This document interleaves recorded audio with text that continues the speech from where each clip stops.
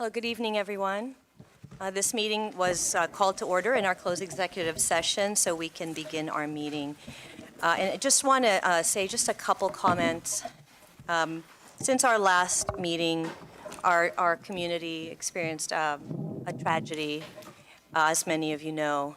And I just want to say that on behalf of the board that our thoughts go out to all of those out there who have suffered from the tragedy and are grieving the losses. We want to thank especially all the administrators, teachers, counselors, support staff, and all of those in the district who came out to support the students that knew the families and to make sure that they were supported during this difficult time. So I do want to just extend our thanks to the administration and the support staff for helping in that time of crisis. So with that, I'll turn it over to our superintendent for additional comments. Thank you, Ms. Juliana. Good evening, everyone. I also want to echo Ms. Juliana's comments and recognize in particular the staff at Wyckoff and Millstone River School for the support they provided to our students in our greater community with one of the recent tragedies. As some members of the community may know, we have a second tragedy that occurred in district on Sunday with the loss of a parent with 3 children in district. So my thanks to the Town Center and High School South staffs that have been working to support that family and that community. We have extensive crisis training and crisis response, but tragedy upon tragedy, our heart breaks for those families. So we'll continue to support them through this time. With that, also for the purpose of the greater community, we will be hosting a meeting tomorrow night with a member from the Traumatic Loss Coalition, George Scott. It's a session called Healing from Tragedy, and that will be scheduled for 7:30 at High School North tomorrow in the auditorium for anyone who chooses to attend. There is a sign-up. Sign-up's helpful so that we can then communicate messages back to families that attend, but we will also share the presentation and resources in Friday's newsletters that go out. On a very, very different note, I want to send my congratulations to our dual language immersion staff, our DLI staff here in district in particular, under the leadership of Ashley Warren and Carl Cooper. But that program wouldn't have been possible without the work of former Assistant Superintendent Martin Smith and former World Language Supervisor Sherry Sizemore. The New Jersey School Boards Association just awarded them their annual School Leader Award for Exemplary Program. So to the nearly 47 staff now that are associated with the DLI program and the administrative staff that works with them, a tremendous congratulations, as we now have a K-5 DLI program in both Mandarin and Spanish. And next year we'll be bringing that program up to our middle school as that cohort of students extends up to 6th grade. Also, just on an athletics note, without our student reps here, today was the Group 3 and Group 4 championship, sectional championship in girls tennis. I'm proud to say both the High School South girls tennis team won the Group 3 Central Jersey champs, and our High School North girls South won the Group 4, North girls tennis won the Group 3 Central Jersey champs. So congratulations to our High School North and High School South tennis teams. And with that, I'll conclude my remarks. Thank you, Dr. Adderholm. All right, we'll now go to our first presentation for the evening. So we have the district testing report. May I ask Dr. Gould to come out and present?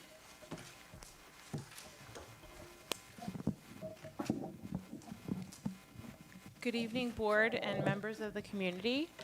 My name is Barbara Gould, and I'm the Chief Academic Officer. And this evening, I will be sharing with you the annual testing report that represents student performance in 2022-2023 school year across a variety of assessments that we administer throughout the district.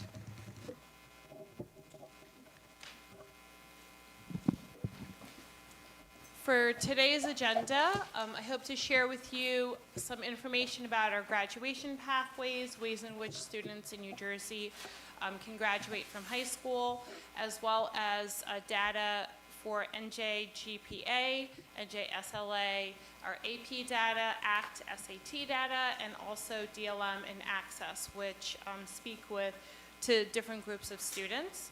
Along with that, we'll talk about some of our district strengths and then additional supports and interventions that we have continued to administer in our district to support student growth. So first, let's take a look at our graduation pathways as defined by the state of New Jersey. Sorry. Here we go. So for the class of 2024, students were required to take the NJ-GPA assessment, which is the New Jersey assessment, in order to determine proficiency in both language arts, English language arts, and also mathematics. In order for a student to be eligible for graduation, students need to perform at 725 proficiency for both ELA and math, or greater than that. If they do not meet that criteria, they are eligible also by having certain cutoff scores for the SATs, ACT, or AccuPlacer, other assessments. And the third way in which they can be eligible for graduation, if they are not eligible through the first two pathways, is by submitting a portfolio review.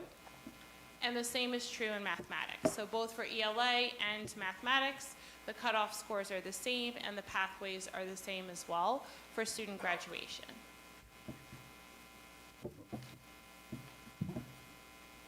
So let's take a look at NJ-GPA data. So NJ-GPA is measured in two proficiency levels. Essentially, students are deemed graduation ready with scores that are 725 to 850 or not yet graduation ready.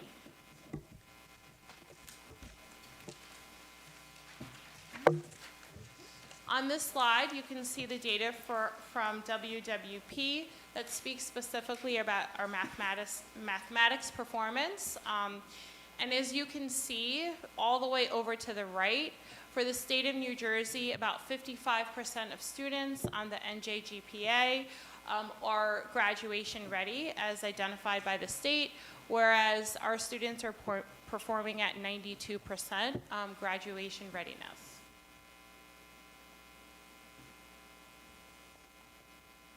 For I'll go back. Okay. For English language arts, here is the data that shows us graduation readiness as defined by NJ-GPA. For the state performance, 81% of students are graduation ready, and in WWP, about 97% of our students are performing at levels that deem graduation readiness.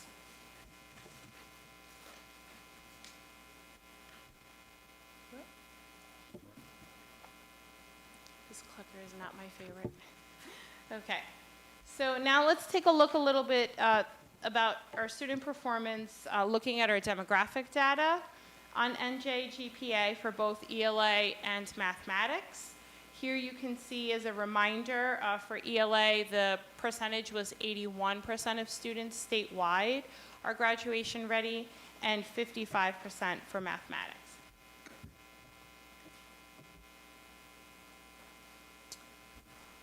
On this slide, you can also see demographic data demonstrated for graduation readiness as determined by NJ-GPA. And this shows some of our federally reported groups and their performance on NJ-GPA. As you can see, all of our demographic groups, we are above the state average of 81% graduation ready in ELA, and in mathematics, our data shows proficiency levels also above the state, which was 55% of students being graduation ready. So, reflecting on specifically the demographic data, it would suggest that, we as a district perform well on NJ-GPA assessment overall. And it also suggests that we have continued work to do to ensure that all students' individual strengths and areas of growth are supported further. In later slides, I'll talk a little bit about how our district provides interventions and addresses the needs of our students more specifically. So here are some of our district strengths. As mentioned before, both in mathematics and English language arts, we are well above state proficiency. In addition to that, our mathematics and English programs have high quality instruction. They're research-based curricula. All of our curricula are tied to the New Jersey learning standards. And as a district, we continuously revise and update our curricula and our resources as well to ensure that students are provided with the best so that they can, perform at their best as well. We also continue to look at our supports and interventions as a district, specifically to NJGPA. We are looking at different areas such as rewriting our curricula. Our math, for example, curricular documents have been updated recently, as we talked about over the summer when those were approved. All of our elementary curricula documents were updated, some of our middle school programs and high school mathematics courses as well. We provide our teachers ongoing professional development, specifically to support differentiation, which helps to meet the needs of individual students in the classroom, both in mathematics and in literacy instruction. And then we're consistently reviewing and analyzing SAT, ACT, and NJGPA and PSAT scores as well to identify students that are at risk of not graduating, and working specifically with those students to provide additional opportunities. So students take the assessments their junior year, and they have the opportunity in the fall of senior year to take it again if they need to, both in ELA and math, to score above that proficiency level. So any students that are not graduation ready, we provide that opportunity. We identify, we communicate with families, and try to ensure as many opportunities as we can for those students. And then we also have a portfolio process review. In collaboration, our teachers do a really great job of helping to support graduation requirements through NJ DOE, working alongside families and students through the portfolio review process as well.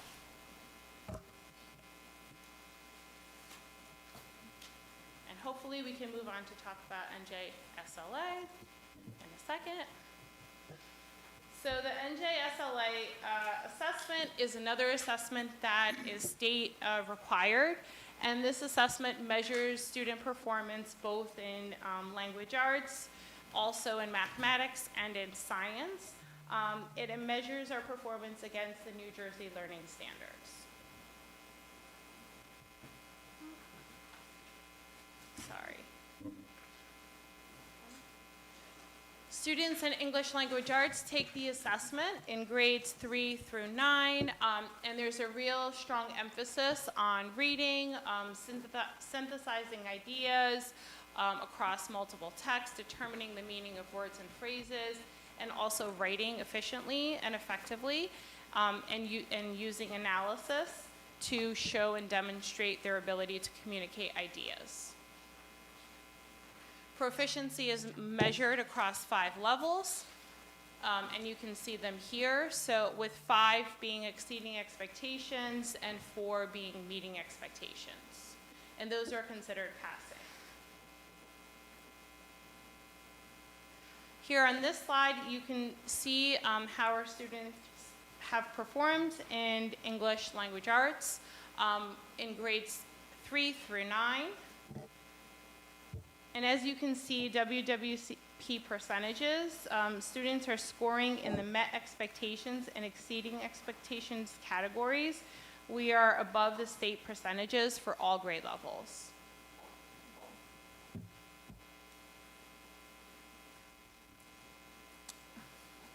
On this slide, we can take a look at the graph demonstrates English language arts performance for levels 4 and 5, which is meeting expectations and exceeding expectations in all of the grade levels in comparison to the state averages for those.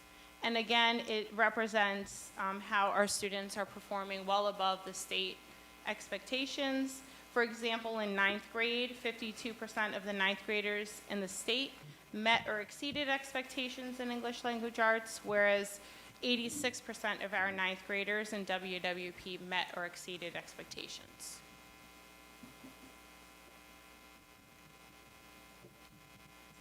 Sorry, thank you. We're gonna switch it out, okay. Let's just make sure it works. Try that one, try it.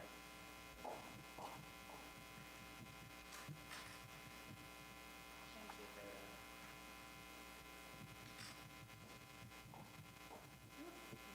Oh, yay! There we go. Thank you.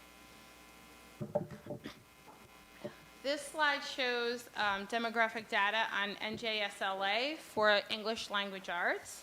As a comparison, 51% of students across the state achieved at levels 4 and 5 for ELA. The demographic data here demonstrates that overall, as a district, our students are achieving at levels 4 and 5 greater than students across the state. However, it also suggests that our work as a district through our strategic goals, especially our equity goal, is critical. Recognizing the importance of including students' cultural references in all aspects of learning, increasing access for students, and challenging biases are continued focuses of our strategic goals. And as demonstrated in the data, continue to be a need to ensure that all learners are reaching their fullest potential. Additionally, the demographic data displayed on this slide shows student performance on NJSLA English Language Arts. And the data also suggests needs to individualize supports for students. And later in the presentation, I'll share a little bit about the programming that's available to us through different title funding, which directly supports student growth, specifically in English Language Arts and mathematics.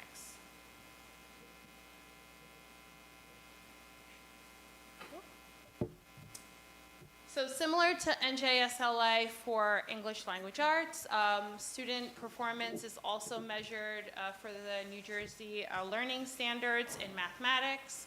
Specifically, they measure growth in students from grades 3 through 8, Algebra 1, Algebra 2, and Geometry. They assess students' ability, to really apply their learning and their mathematical skills in a variety of different ways. Proficiency levels are measured from levels 1 through 5, with 4 meeting expectations and 5 exceeding expectations.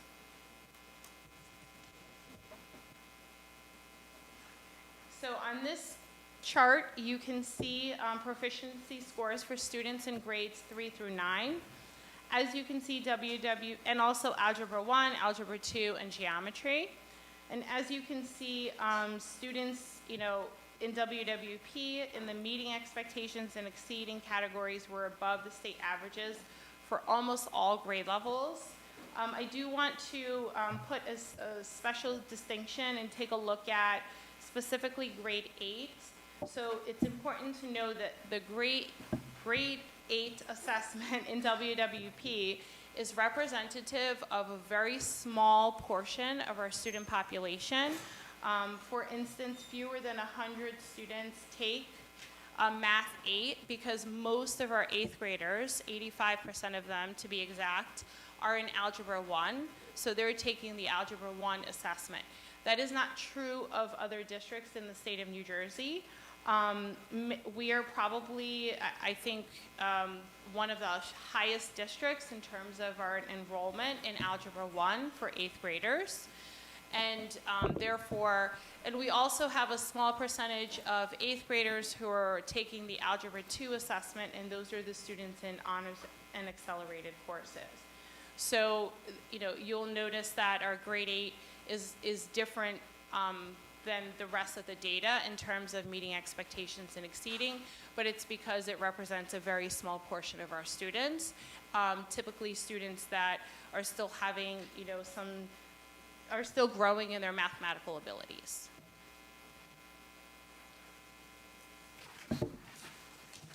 And here you can see that data represented in graph form. So it takes a look at grades 3 through 8, Algebra 1, Algebra 2 scores, and it shows how our students performed in comparison to the state of New Jersey. So for example, in 7th grade, 34% of 7th graders in the state of New Jersey met or exceeded expectations in math, whereas 63% of 7th graders in WWP met or exceeded expectations in math.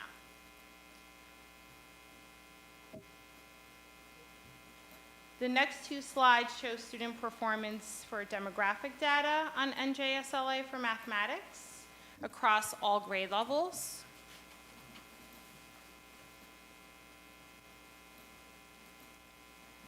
This slide also shows demographic data on NJSLA for mathematics. As a comparison, the 38% of students across the state achieved at levels 4 and 5 for mathematics at all grade levels.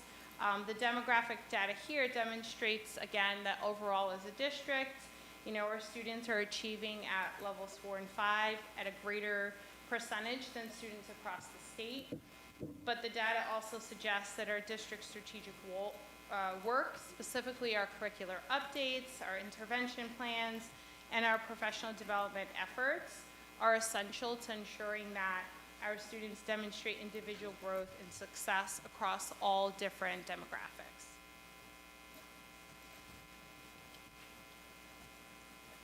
We also take the NJSLA science assessment.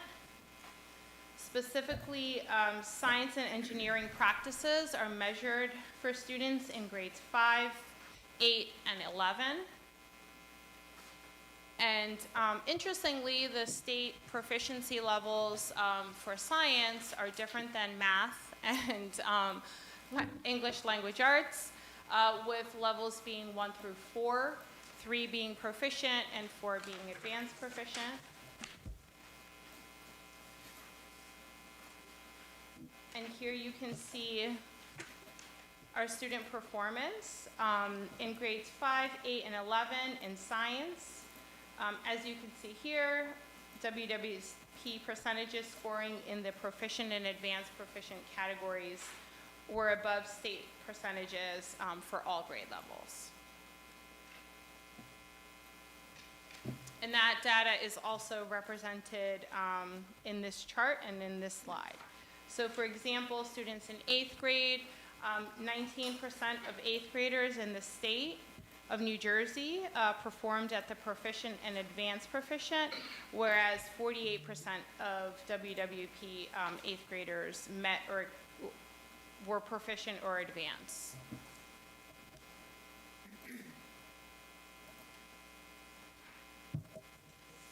Data on the next two slides shows our demographic data for student performance across the proficiency levels for NJSLA and science.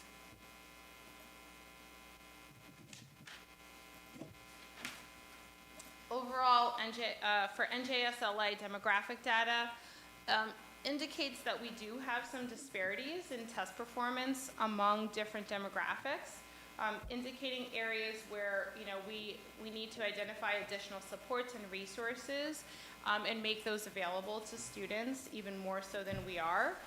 As mentioned earlier, the work that we're doing through our strategic goals and our continued reflection as a district and revision of our action plans will help to support growth for every student and ensuring that we're individualizing those interventions. So here's some of our district strengths overall for NJSLA. As you saw, overall students are achieving proficiency rates exceeding the state averages across all grade levels and all 3 content areas that are measured. We have very strong curricula as evidenced in our student performance that are aligned to NJSLA standards. We're implementing research-based instructional practices, and we're utilizing, resources that are supportive for our students. We also have really strong professional development opportunities for our teachers through not only external professional development, but our teacher resource specialists for curriculum and instruction, our teacher leaders, supervisors, and administrators, and that helps us to build our staff collective efficacy as well as improve our instructional strategies.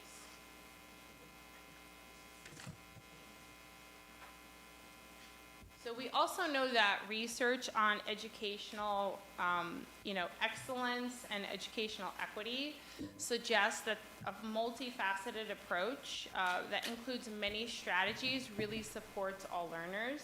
So this slide highlights examples of our district's equity goal in practice. For example, data analysis and collection. So we've implemented a pilot for a multi-tiered systems of support model in 5 of our schools. And in that model, data collection, early identification of students, progress monitoring, and making sure that we are matching interventions to student needs really will help us to continue to support students the way that they need to be supported. We also, in addition to that, MTSS, or multi-tiered systems of support, uses universal screeners and secondary screeners to identify students for early intervention and target that support, really looking at students' strengths and trying to mitigate any gaps that they have in their learning or their skill needs. Another example is providing teachers with specialized training, providing some of our interventionists with specialized training to increase their repertoire of strategies. So for example, we have our teacher resource specialists for intervention have been training for Orton-Gillingham practices to implement and really focus on reading foundational skills to support our students that might have that need in their reading and really to mitigate some of the gaps that we have. So continuing to support and provide professional development for our specialists, our teachers, all of these strategies, help to ensure that students are getting exactly what they need and that they're able to perform to their fullest potential. So now we're going to switch gears a little bit and talk about assessments that are designed specifically by College Board. College Board assessments are used by educational institutions to evaluate student preparedness for college and to make decisions about college admissions, sometimes course placement, and the potential for students to earn college credit. So specifically advanced placement assessments measure the content and skills mastered in particular courses. And do that in a standardized manner. Here are the AP offerings that we have available currently to students in WWP. I talked about how the exams are standardized and they are on a 5-point scale. And that's what that looks like. So students are scored, exam scores on a 5-point scale, with 5 being extremely well qualified, and so on.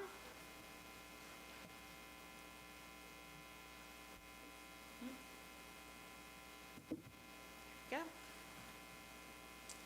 The tables represented on this slide show the total number of students taking AP exams and the percentage of those students scoring from levels 1 through 5 for High School North and High School South. These results are from testing that happened in spring of 2023, so just this past spring. It also shows the number of AP students enrolled who scored at each of the levels. And this is always a question. So here is the 5-year AP score summary, which gives us comparative data for how our students performed. The first slide demonstrates performance across a 5-year period for students enrolled at High School North. So for example, 93% of students in 2023 enrolled in AP courses at North scored a 3 or higher on the AP exam. On the second slide, you can see the same information for a 5-year summary for High School South. The chart shows the percentage of AP students enrolled with scores 3 or greater on the AP exam. For instance, 92% of students in 2023 enrolled in AP courses scored a 3 or better. The table also shows the number of exams given by High School South across a 5-year period.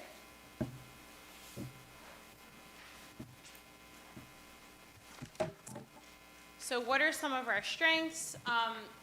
82% of our 11th and 12th graders took at least one AP course in the 2022-2023 school year. 92% of those students who took an AP test scored 3 or above on at least one of the AP exams that they took in last school year. One of the things that we're always working on as a district is ways that we can enhance accessibility specifically to AP courses for students. We really have been focusing on looking at some of our disproportionality in that area and ensuring that we can review AP data and review PSAT scores and other things to see ways in which we can improve our accessibility to all of our learners. And also conducting data analysis by course. Supervisors take a look at that to improve course programming, to consider additional resources, to supplement courses, to make recommendations for material switches such as textbooks, things like that. So they're constantly reviewing how our students doing, and what additional resources might be supportive for our students. Now we're going to take a look at our ACT results for the district. So the ACT assessment, similar to the SAT, is standardized assessment primarily used for college admissions. The rating is scored from a scale of 2 to 12. This is important to note before you look at the graph. And then reading and math are scored on a scale of 1 to 36.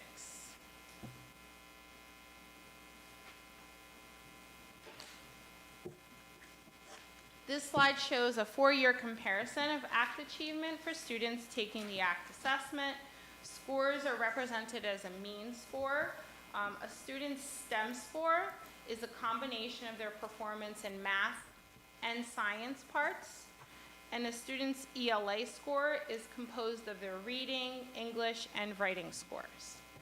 So to get a general sense of what's considered a strong score, it's helpful to look at national averages. The national average ACT composite score typically hovers around 20 to 21. So scores significantly above this can be considered strong. Okay, so that's just an example to know comparatively. As a rough guideline, 28 or higher is considered a very strong score.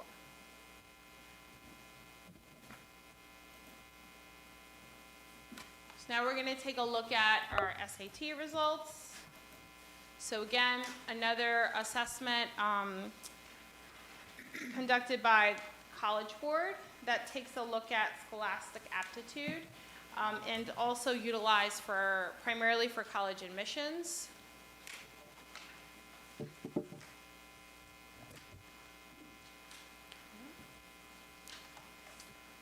The data here reflects the average SAT scores in reading and math sections for 2022 and 2023 in reading and math. Total group represents any students taking the SAT, and then the state averages, or New Jersey, shows students taking it in New Jersey. So the total group is any student who's ever taken the SAT, whether it be in another state, another country, any person who's taken it. And so some of the key observations, as you can note, both in 2022 and 2023, WWP had higher average scores in both reading and math compared to both New Jersey and total students as a whole.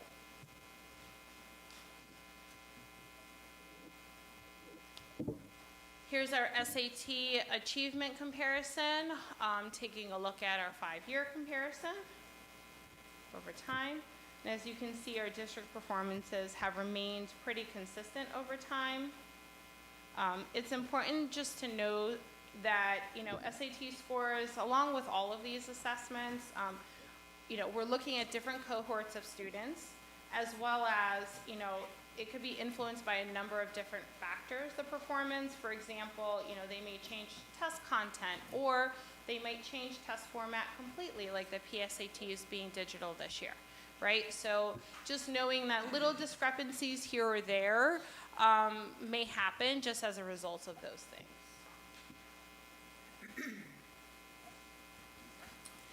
So this slide illustrates demographic SAT scores in reading and writing, and also math.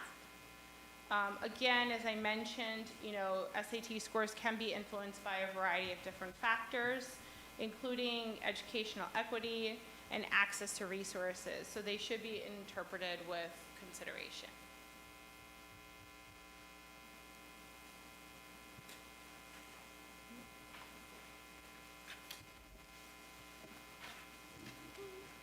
We're almost there.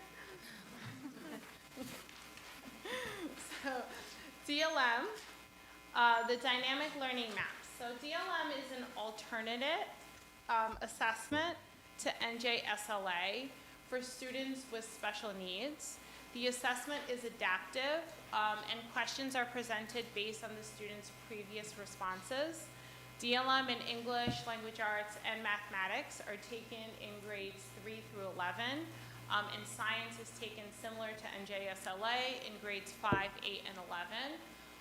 In 2022-2023, approximately 9 students with disabilities participated in the assessments. And here's sort of how the assessments are broken up. And they're done primarily one-on-one. So an examiner works with a student one-on-one to administer the 9 testlets, or however many testlets are for that particular content area. Oops. Proficiency levels are measured from emerging to advanced. And here are, this slide shows our student performance on the DLM for ELA, math, and science. It was done in percentages intentionally because the number of students represented, we didn't want any of the factors to be identifiers for those students specifically.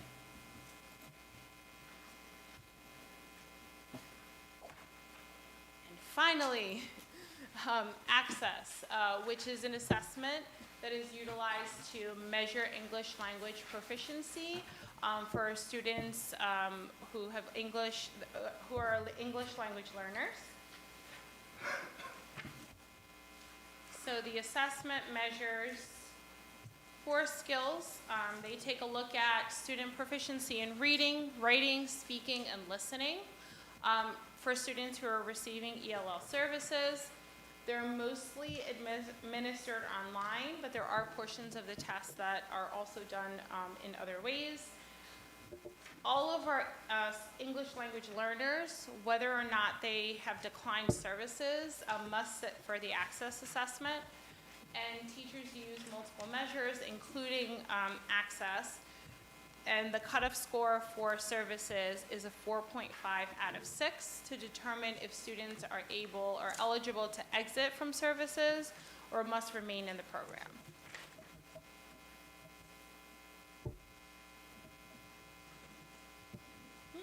And here are the proficiency levels for Access.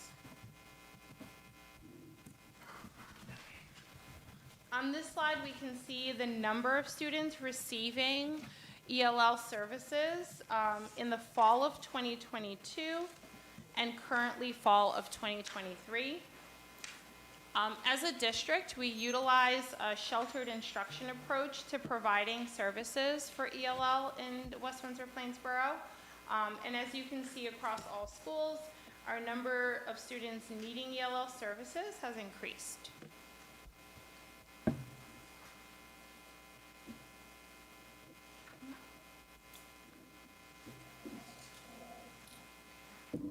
This graph represents students' overall proficiency levels on Access. And as I mentioned earlier, in order for students to exit ELL programming, students must reach a proficiency level of 4.5. So as you can see here, we probably last year, because the assessments are taken towards the end of the year, and so we would have had 9 students, according to this slide, who scored at a proficiency of 5 or 6, no longer eligible or needing services. And then, you know, the 4s, there are other ways that they also look at it, but those students are almost there. They're expanding. They're not quite there. And so they would still continue in with services.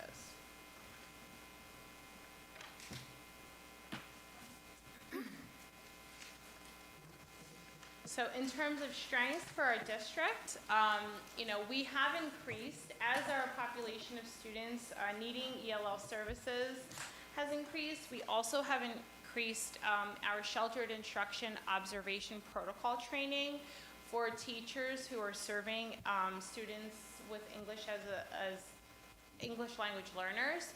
So we do have an intentional plan, you know, to make sure that this training is, training opportunities are afforded to those teachers, specifically our gen ed teachers who are working with students every day, because as I mentioned, we utilize a sheltered instruction approach, which means that students, in some cases, it's a push-in model. In other cases, it's replacement, but not for the entire day, right? So for portions of the day, they go out and receive ELL services, and then they're in the gen ed classroom for majority of the time. And so teachers do need that SIOP training to know what best practices are and how we can really support our ELs, not only in language acquisition, but really in demonstrating all of the skills and strengths that they do have. We also have had increased Title III funding, which is really beneficial for us as a district, because we're able to provide things such as the summer camp that we had over the summer to continue to support K-5 families specifically at no cost to families, and to really support that language acquisition over the summer for our students. And then with our Title III immigrant funds, we have been able to expand those services not only to support students, but also community members through our adult English acquisition courses, again at no cost to families.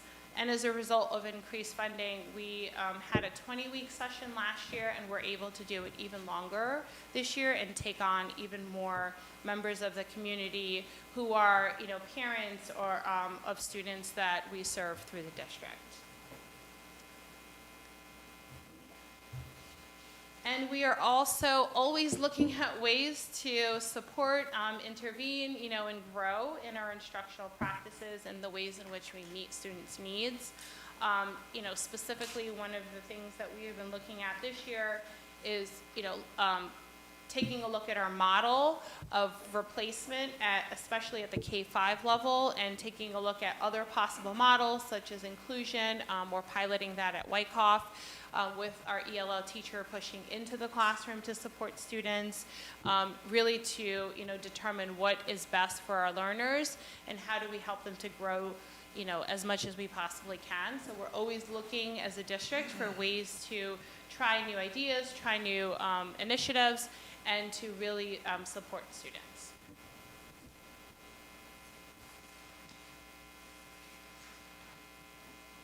So, in conclusion, our district continues to design and implement strategies through our strategic goal work and our mission, really to provide students with inclusive and equitable educational experiences that meet students where they are and really individualize the supports available to them. On this slide, you can see many different strategies that we have implemented, and this is just to name a few strategies that we have implemented.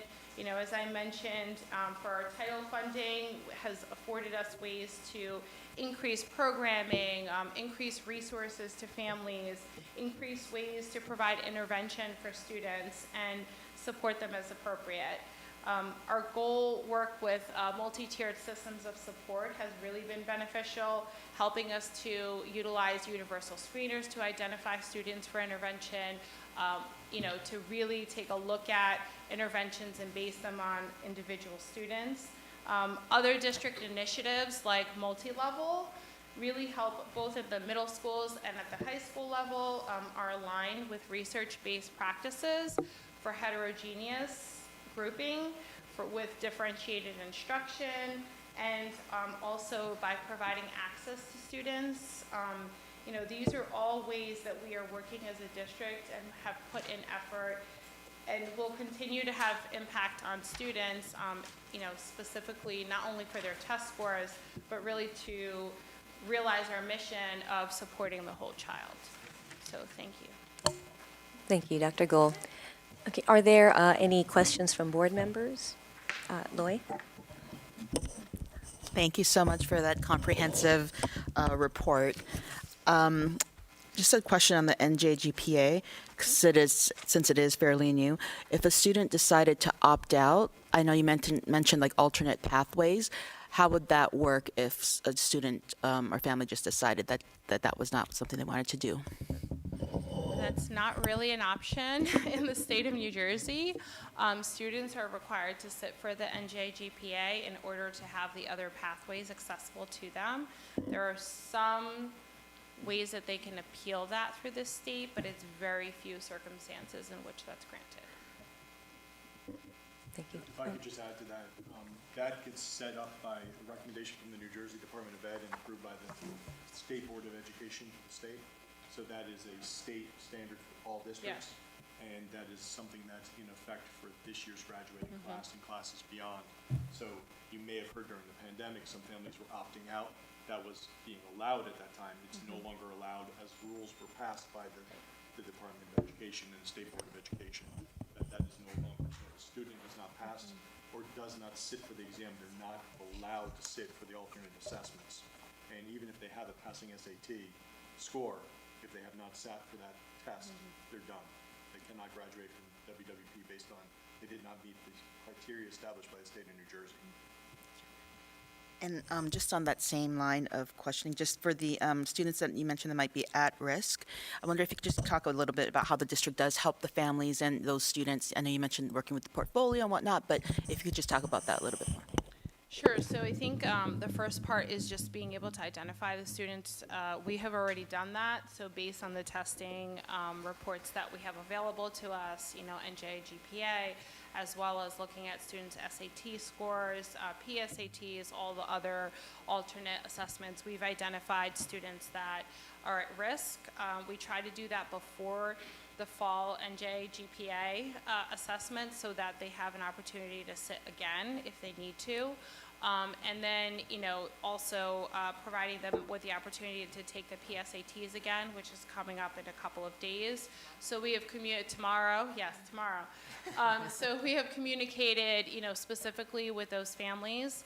Our assistant principals at both high schools really take the lead on that, and they really do work one-on-one with families to kind of let them know here are the different possible paths that you can take in order to meet graduation.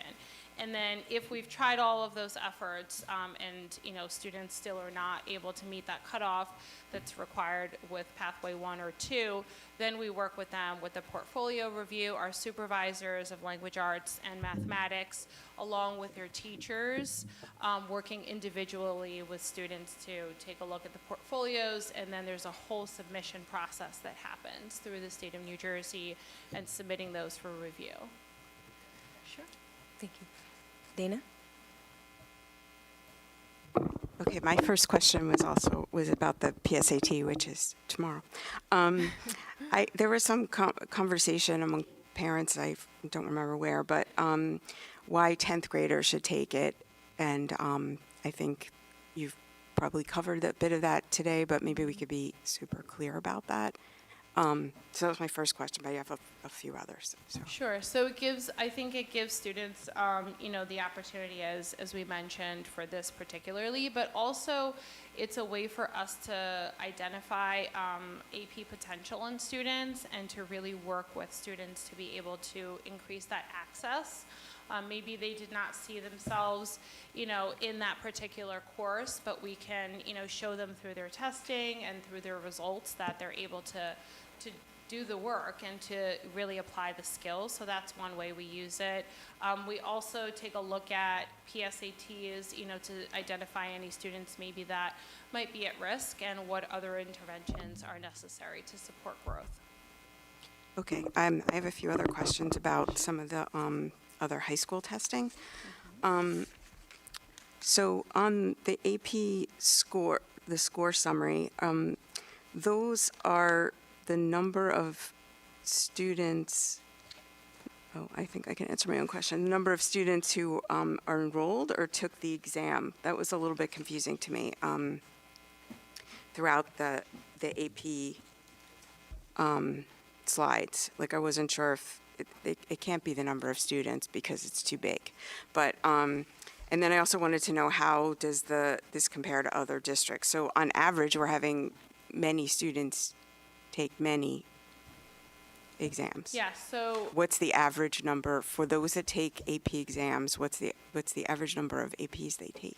I mean, that really is dependent on individual students because, the question you're asking depends on whether students are taking those based off of the courses they're enrolled in or the courses they're enrolled in and self-studying for additional assessments.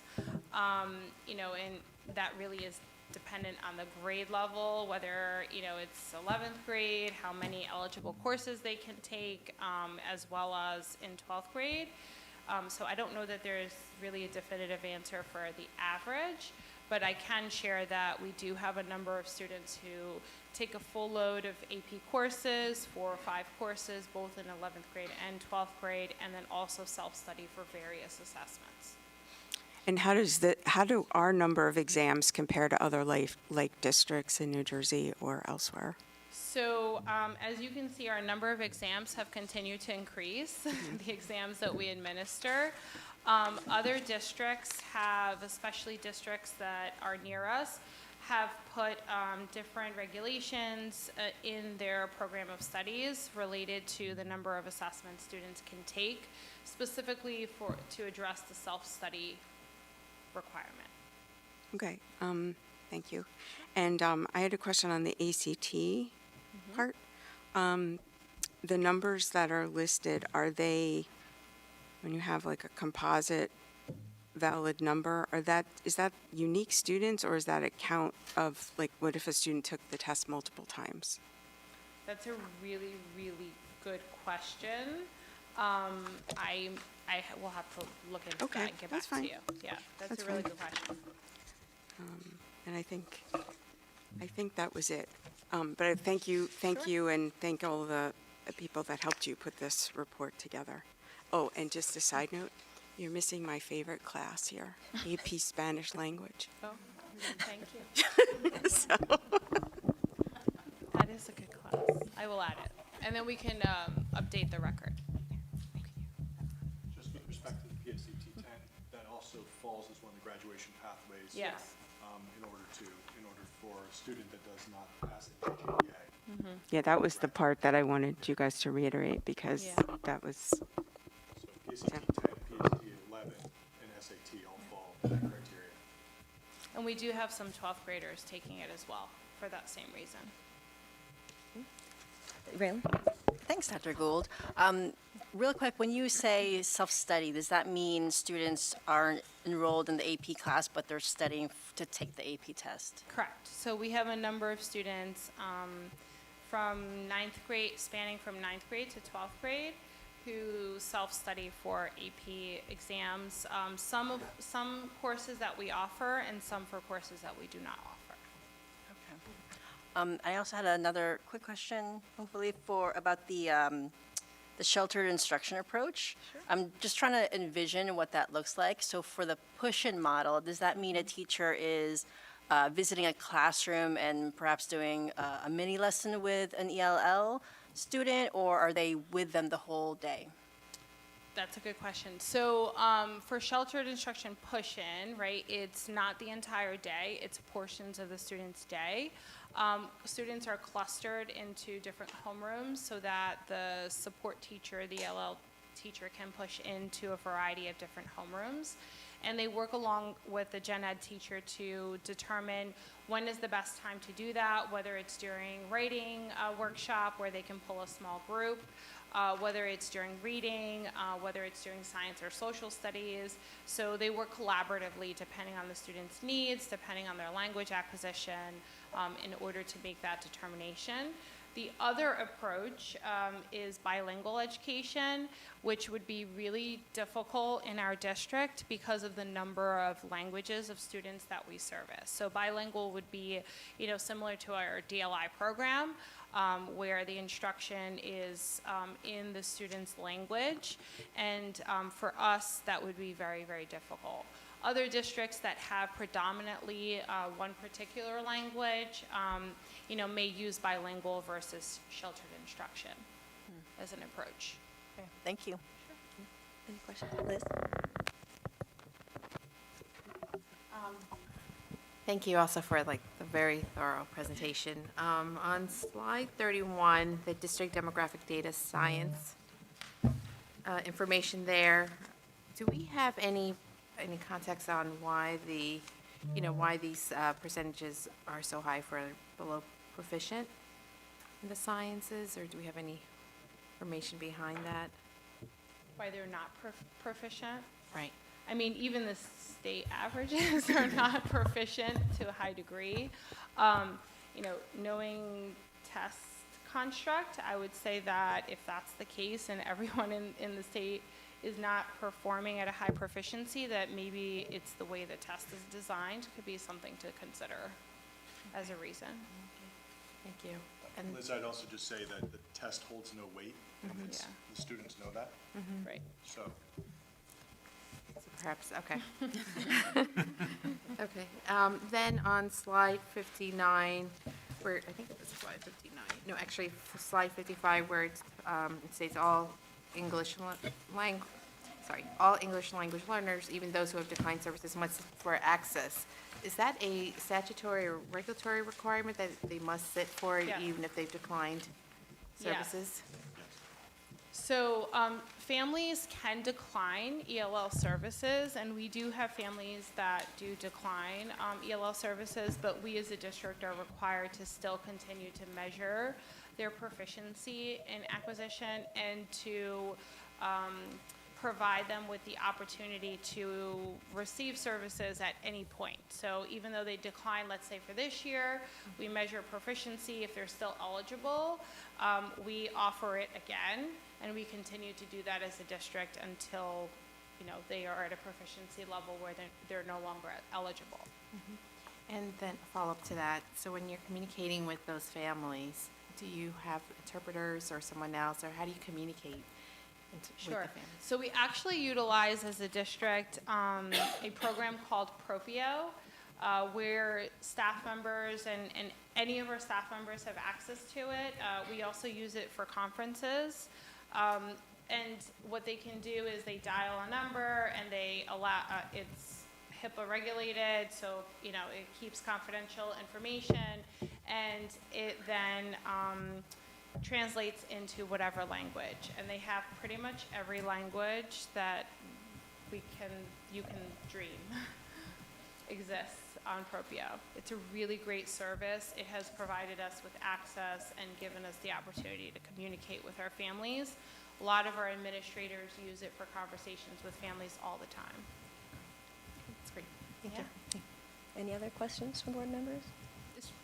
Okay, one more. Lily? Sorry, as Dana was talking about the AP scores, it just kind of reminded me as I was at back to school night this past couple weeks ago, which I appreciated being in person, thank you, that, my son's taking some AP courses, and for each AP course, the teachers did reiterate that this is a college-level course. So it's amazing that the students who are taking the courses and self-studying, that's a pretty demanding load. So I just, as she mentioned that, that's popped into my head, but the teachers had mentioned, because sometimes I think we forget when we just say AP, that this is really college level work.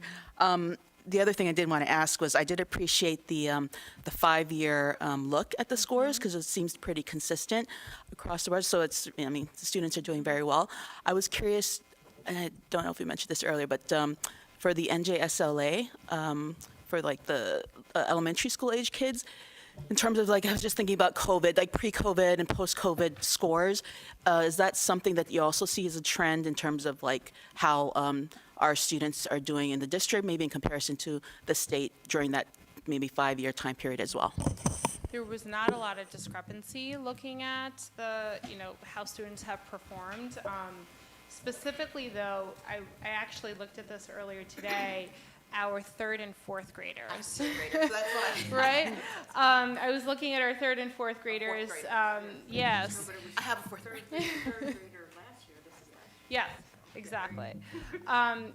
Because those were the students who were in like K1 grade levels, which, I was specifically looking at ELA and how those students performed. We're still above state averages, but then if you look at their performance in comparison to other years, it's not as high with met and exceeded expectations. So, my thinking on that is, one, it's the first time they're taking this type of an assessment, which does factor into, even with math, like manipulating the tools, being able to drag certain things, and certainly we practice that, and students have access to one-to-one devices, and we're very fortunate as a district to have all those resources. But the fact that it's the first assessment like that does factor, and then also the piece of students were learning early numeracy and to read and write, etc. Yes, in a different type of setting then, and yeah. But the discrepancy isn't significant, right? But it's slight. Thank you. Thank you. Any other questions from board members? Okay, great. Thank you, Dr. Gold. Thank you for the presentation. All right. So we have our next presentation, Diversity in Hiring, and this will be presented by Ms. Camella.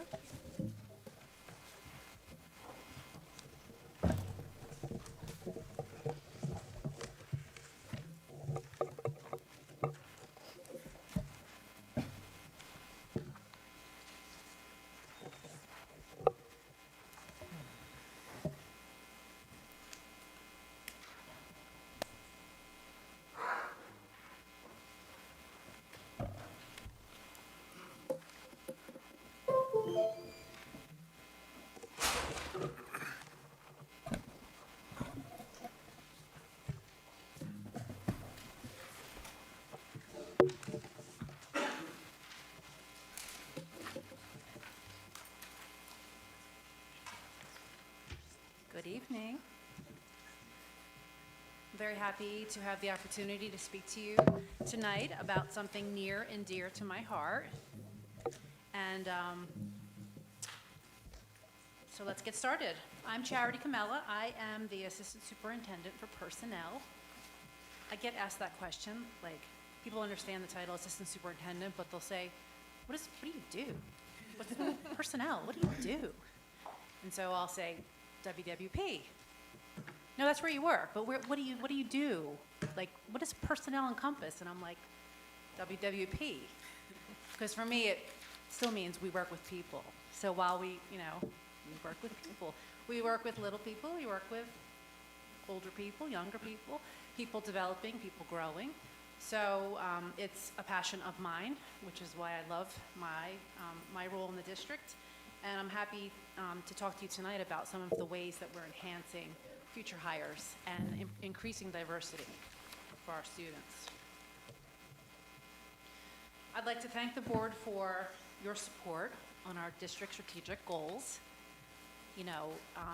That encapsulates our belief that every individual has intrinsic worth. Everything that you just heard Dr. Gold talk about was talking about our students' intrinsic worth, development, and growth. And of course, we have 4 goals. And the 4th goal is the one that I think really speaks to our efforts in diversifying staff. Diversity is greatly important for our students. You know, when we think about our own roles, where we are today, and when we think about our experiences in schools, we think about our favorite teacher, and that teacher probably was someone who reminded you or tapped you on the shoulder and said, hey, I think you'd be really good at, maybe you should do math. Have you thought about robotics? Have you thought about really looking into that? You're so great at history. Have you thought about being an assistant superintendent? We really need to rely on people sometimes to see us and also to see representation of things that we would like to be. If I was to ever want to run for a board of education, you can believe that I've been inspired by the members of this board. So how we feel about ourselves has a lot to do with how others see us while we're developing and growing. So let's take a look at some stats about our teachers, the ones who have tremendous influence on our students and those aspirations that they may have for themselves. If we look at statistics nationwide, right now, the most recent statistics that we have are from the National Center for Education Statistics in 2020-2021. Of all public school teachers, 80% were classified as white, 9% Hispanic, 6% Black, 2% Asian, and 2% were 2 or more races. Less than 1% were American Indian, Alaska Native, and less than 0.5% were Pacific Islander. Now, those numbers haven't changed that much since the last time we pulled this data, about 10 years ago from the 2011-2012 school year. Over that time, it hasn't changed. It's only changed maybe by 2%. And specifically, we actually have seen a decrease in white staff that identified as white by 2%. So it used to be 82%, now it's 80%. And staff who identify as Black, it used to be 7%, now it's 6%. In contrast, we have had an increase in Hispanic teachers. Used to be 8%, now it's 9%. And slight increase for Asian, used to be 1.8%, now it's 2.4%. And we're starting to see a bit of an increase in 2 or more races. Used to be 1%, now it's 2%. But when we think about that in proportionality, our students who are classified as white, and nationwide that is now 46%, they're twice as likely to see. That's my aha, eureka. They're twice as likely to see teachers who are white. In contrast, our students that are of other racial groups is much lower. So for instance, 9% of public school teachers that were Hispanic, there's 28% of public school students. So our underrepresented groups have even less likely a chance to see representation for themselves. So what are some ways that we measure staff diversity? Well, one of the things we do is we ask questions on our employment application. Our employment application helps us to determine what is diverse about our staff. So we can ask very specific questions that are voluntary. A staff member does not have to, or a candidate does not have to declare, but if they want to, they can determine what their racial or ethnic identity is. But we also ask questions like, what languages do you speak? You know, where have you taught? What places? What else can you bring to our students in our district? And we can pull reports from our employment application to help us distinguish what would be really great for our students. We also make it really, we try as much as we can to make our interviews really accessible to the candidates. So one thing that we do now that we've been using for a few years is a product called Interview Stream, which is one-way, on-demand video interviews where a candidate can click a link, they can answer questions, and then it doesn't require for them to come in and sit down and have an interview necessarily for the first round, but lots of people can see them that way, and it can be recorded on their own time, at their own level. They might have some time to prepare for the questions that they might answer, and it makes us getting access to our applicants really easy. And what we've started to do for our teacher applicants is we ask the questions through our students. So for example, and I'm going to see if this works, I hope it does. We have these are the questions that are asked of our teaching candidates. Uh-oh. I might have to do it over there. Barbara, could you, I was going to say, could you just push the first one?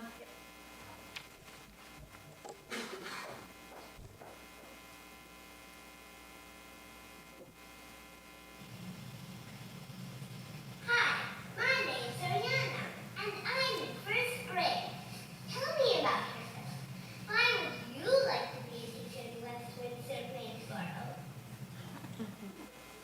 If you just did one more for me, Barbara, I'm sorry.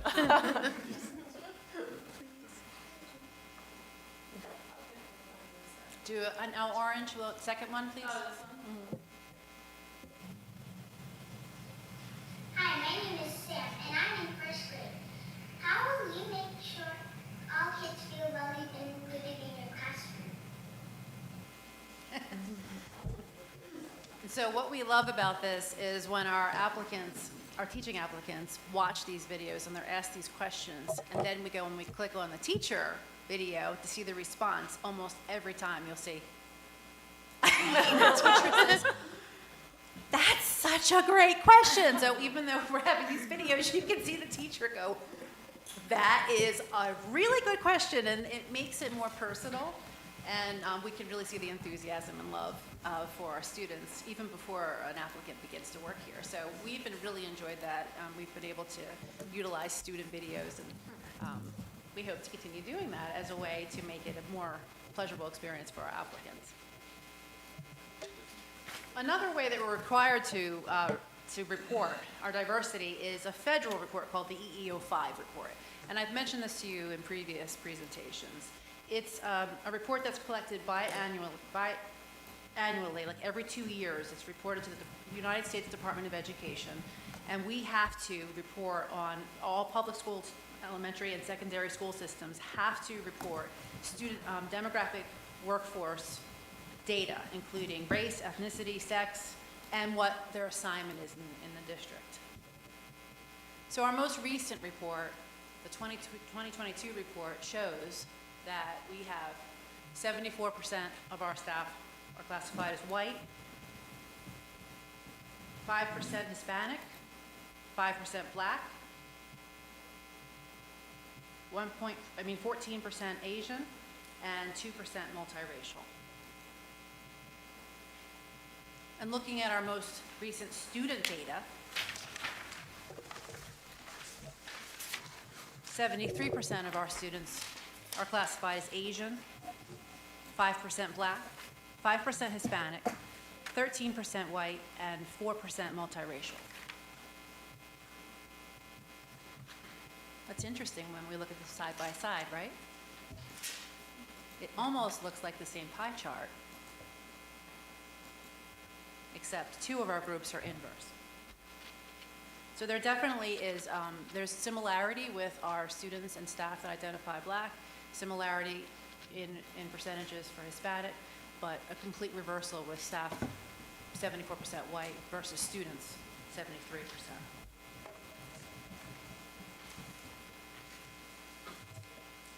So it's very important that we have diverse staff in schools. It's not just subjects, it's not just tests, we have people in front of us. And sometimes the first thing that they notice is the similarity in how we look. And diversity is not just our race or ethnicity, it could be just our experience, it could just be where we're from. It could be the same thing about that you experience when you come into a room and you decide where to sit. You're going to say, I'm going to sit with this person because, I know this person because, or I have a problem, so I'm going to go to this person because.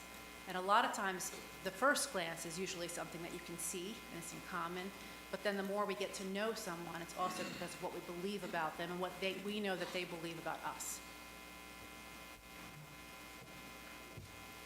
So, thinking about what we can do going forward to keep diversifying our staff, trying to increase our numbers, because we know that students, the demographics in our district have changed drastically over the past several years. Same thing's happening across the country. We're seeing lots of change rapidly with student demographics, but we're not seeing lots of change rapidly with staff demographics. So what can we focus on? We can focus on our new hires. And that's something that I've been paying a lot of attention to since I started as Director of Human Resources in 2017. And I've really been trying to track that and pay attention and make sure that when we're hiring, what kinds of methods are we using? What kinds of data are we tracking? What kinds of processes do we have in place to make sure that we actually are seeking out the best candidates in all of the areas? Are we recruiting? Are we really looking for the candidates that can best serve our students' needs? So just looking back at the past few years, if we look at the 2021-2022 school year, that year we had 106 new hires. And you can see the breakdown of just the new hires, not district-wide, just out of those 106 hires, 24% Asian, 6% Black, 6% Hispanic, and 58% white. We also noticed that there were more staff starting that year starting to identify as multiracial. But the four main categories you'll see in a lot of reports are Asian, Black, Hispanic, and white. But multiracial is starting to come more and more and starting to be more reported. Now that year you can see the breakdown of positions that these particular groups represent.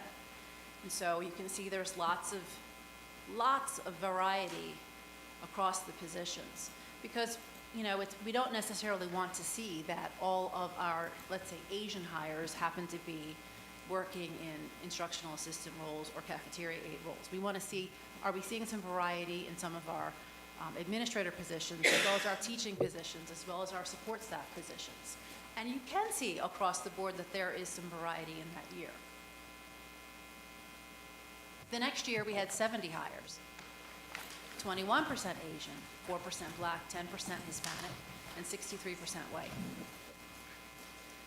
Taking a look at those hires by position, you can see that there again was lots of variety across positions. We're not just focusing on any particular level of staff.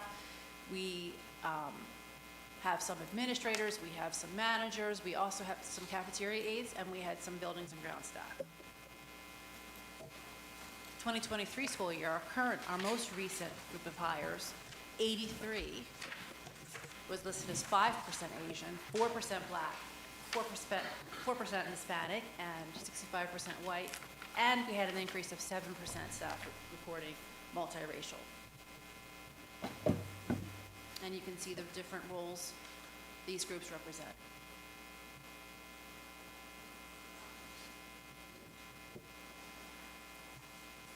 Now going back to 2017, year to year of our new hires, you can see the first year that I started paying a lot of close attention to, when we had 81 hires. We started that with 10% Asian, but if you zoom all the way over to all the years in between, you can see we went 10%, 10%, 11%, 18%. We had a couple big jumps. It's not that we're decreasing, it just happens to be sometimes what's happening, what the vacancies are that particular year. But our average over the past 7 years for Asian hires is 15%. And our average over the past 7 years for Black new hires is 8%. Our average for Hispanic is 9%. And our average for white staff are 65%. So if we compare our new hires and the average to the national standard, I think we're doing pretty good.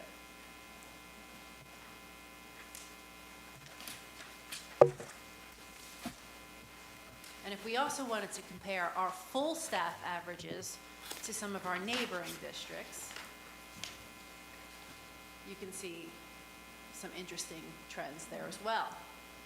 So if the national average is for Asian teachers is 2%, you'll see that very similarly in some of our neighboring districts. But we have a higher percentage. We also, we're mirroring the national average for Black staff. Hispanic, we're at about 5%, but you can see there's a difference over in the data for East Windsor. And East Windsor happens to have a highly Hispanic population as well.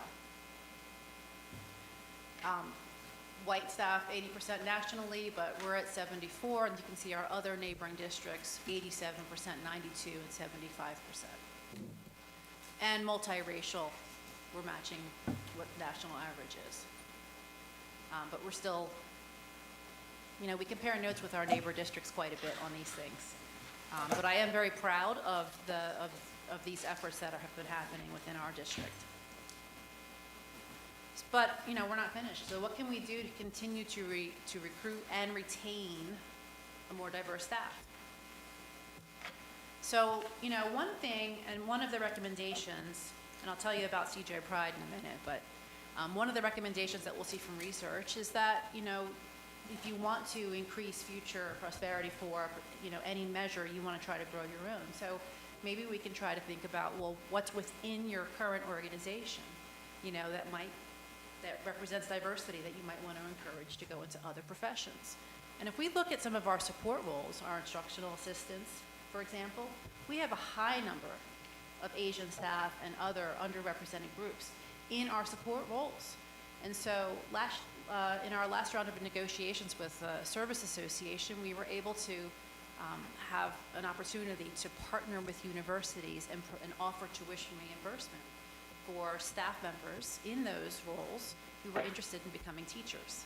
And we do have an opportunity where they can just simply call Rider University or TCNJ and have a direct link with a program to help accelerate them through. And that means help them get their praxis taken, help them get through all the required coursework, and then end up with a teaching endorsement so that they then can come back and be eligible for a teaching position in the district.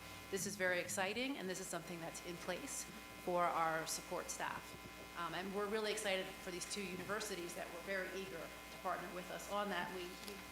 We anticipate that perhaps other universities will do the same. As soon as we did this program, East Windsor called and asked what we did. They wanted to do something similar, and other neighboring districts as well. We're starting to see this more and more happening around the state as a way to increase diverse staff.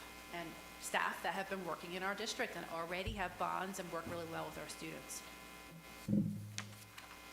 Another avenue that we utilize for diversifying our staff is CJ Pride, which stands for Central to Jersey Program for the Recruitment of Diverse Educators. It is a statewide consortium. It's close to 90 districts going strong. When I started in 2017 and I was showing you that data, we had 14 districts. So in just the past 7 years, we're up to 88, I think today. It changes because we keep getting new members on a regular basis, or members that are in flux. So West Windsor-Plainsboro is very involved. It's one of the founding districts. I am the proud president of this organization. We do have an executive board. We have a very tight structure for how we operate. And we're basically a network of districts that work together with the same aim of diversifying our staff. This particular consortium is committee-based, and it's a working group. So if you join CJ Pride, you need to be on a committee, and we use our committees to strategize. We have our own strategic goals, should we say, for our group, and we work. So we have one committee that's exclusively focused on marketing and outreach, because we know that our diverse hires are more likely to attend, let's say, historically black colleges and universities. That just tends to be, if you want to find more Asian teachers, for example, I'm more likely to find Asian teaching candidates at a historically black college and university, of which there are none in New Jersey, of which there are none in New York. But there are 107 across the country. So we do have a committee that specifically focuses on marketing and outreaching those universities, or any university which has diverse and teaching applicants. We have a committee that's focused on recruitment, and there was a recommendation made from that committee that we should start doing virtual job fairs because we can reach more staff members, not just the staff members that live around this area, but staff members across the state and staff members across the country. We have a committee for professional development because we need to educate our own members on implicit bias and things that we can do within our own districts. We have a legislative committee that's very involved in helping make change and allowances for laws that will support our aims. And we have a scholarship committee, which I'll show you a little sample of in just a minute, as well as a new membership committee for all new member districts that want to join and see how they can hit the ground running. There's an advertisement for our virtual job fair that we had last year. You can see I could hardly fit the districts on the page. And there you can see an example of our booths. That's our little avatars, but each district has a little booth that you can represent, and teaching candidates can log in from home, and they can go and visit districts and have one-on-one interviews on demand with all of those districts that are listed in the consortium. So it's much more likely for them to be attracted to attend. Here's an example of a flyer of a scholarship that we send out to all participating districts. Here's an example of some scholarships that were recently awarded to some members from students around our member districts. One of them was our own, one of our High School North graduates. And we also have a recruitment video on our employment page where you can go and you can watch a video that encapsulates several staff members around the district talking about the benefits of working in West Windsor-Plainsboro. What is your why? And you'll hear us talk about how we work with people. So, thinking about our strategic goals, thinking about the great importance of diversity, and thinking about our district's mission statement, I think that your support of our aims for increasing diversity is tremendous. And it really does get to the heart of our mission, which is building upon our tradition of excellence. Our district's goal is to empower all learners to thoughtfully contribute to a diverse and changing world with confidence, strength of character, and love of learning. Our world is changing all the time, and we want to be ready for the needs of our current students as well as our future. And I thank you for your support. Thank you, Ms. Kamala. Are there questions from board members? Dana? Thank you so much for this report. And I also remember before you even hear how small CJ Pride was. So it's a tremendous, growth and opportunity. So I appreciate all the work you do for that. And of course, all the work you do in district. I have a couple of questions. If you could, maybe this is also a question for Dr. Gould. I want to know a little bit more if you could explain what students could do, particularly at the high school level, if they're interested in becoming a future educator. Like what kinds of courses they could take. Is there like a track for that? There's opportunities for, mentoring or teaching other students in, younger, lower grades. Are there clubs, things like that to encourage that? And then my second question is a broad question and sort of philosophical. There always seems to be sort of a deficiency in how the reputation of public school teachers and how we treat them across the board, not just in New Jersey, not just in our district, but in the United States. And I'm wondering what kinds of things we collectively could do to encourage, to elevate that reputation and make it much more of an esteemed profession, because in other countries it is esteemed. It's one of the, most esteemed professions. So, Well, to your second question, because I believe Dr. Gould, you can help me with the first one.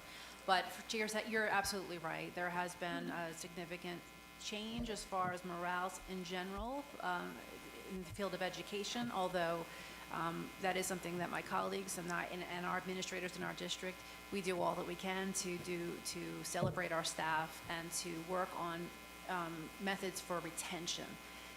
There's a lot of taking care of our staff, and there's also a lot of celebrating and doing what we can to support them in their needs. That's why you see tremendous support in their professional development.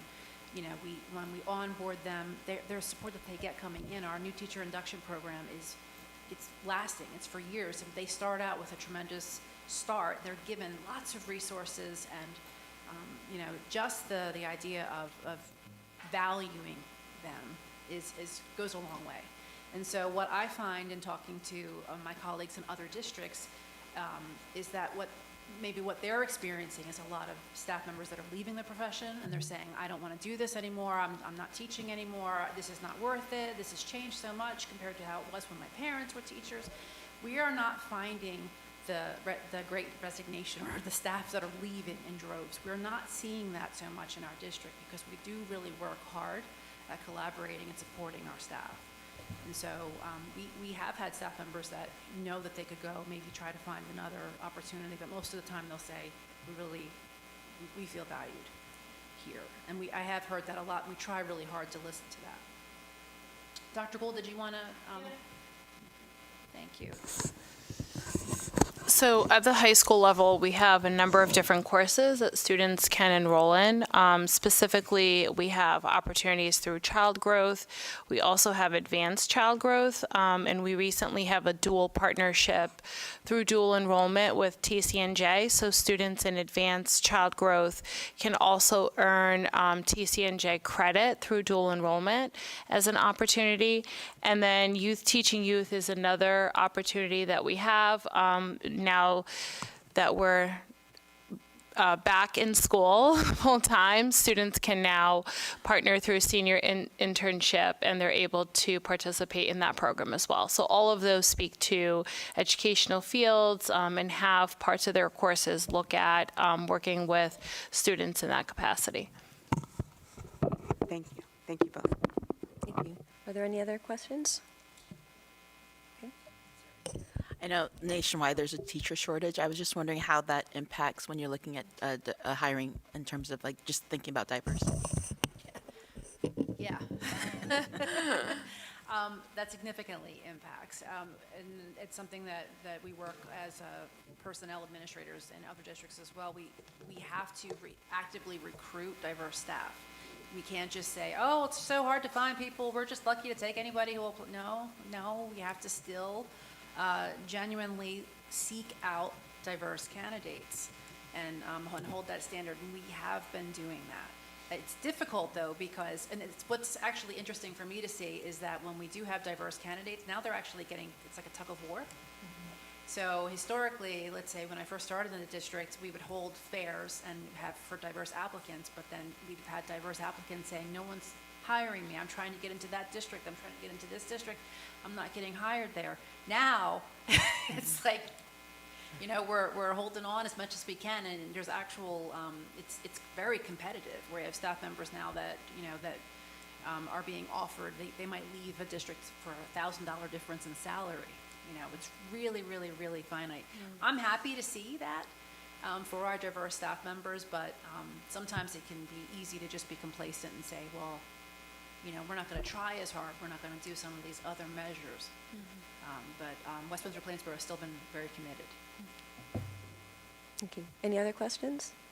All right. Thank you. And I did want to just echo some of the sentiments about the work that you do with CJ Pride. I think it's such a valuable organization. I think it's impressive how much it's grown. And the work that you do there and others do there is just so important for diversity and, of course, for the goal that we have in our district. So I just want to thank you for that work. Thank you so much. All right, so that takes us now to the first opportunity for public comments. The board invites thoughts and reactions on agenda items and items of concern from members of our community who are present. Each participant is asked to give his or her name and address prior to making a statement, which will be limited to 3 minutes in accordance with Board Policy 0167. All statements shall be directed to the presiding officer. This public comment period shall be limited to 60 minutes. Any public comments? Hi, my name is Lisa Wolf. My address is 1 Partridge Run, and I am representing the Dutch Neck PTA, and in our WhatsApp group, there was discussions, which I guess hasn't only been this year, but also in previous years, about the options available for lunch for our K through 3rd graders. And for example, the students can buy juice and chips and ice cream. And some parents are concerned or would rather not have them in the cafeteria. I understand that it is a contract with the vendor that these options have to be provided. And so I did talk to Tony Kowalak, I believe that is his name, because I was told we were able to restrict items onto the website. Apparently there is a glitch, so the only way you can do it is either emailing him, or I did email him, didn't hear back for 24 hours, and then had to call him. But the other issue that comes up is that even though I restrict these items, and my son knows, and I know other parents have as well, this not my son, I'm stressing it, but it may also encourage stealing among the kids, knowing I can't get these items, that's what I'm going to do. So I know that kids are, like, especially in the K through third grade, they don't necessarily have the right, what was it, thinking capacity to make smart food choices. So this is just a concern that is with the Dutch Neck schools. So thank you. Thank you. Are there any other public comments?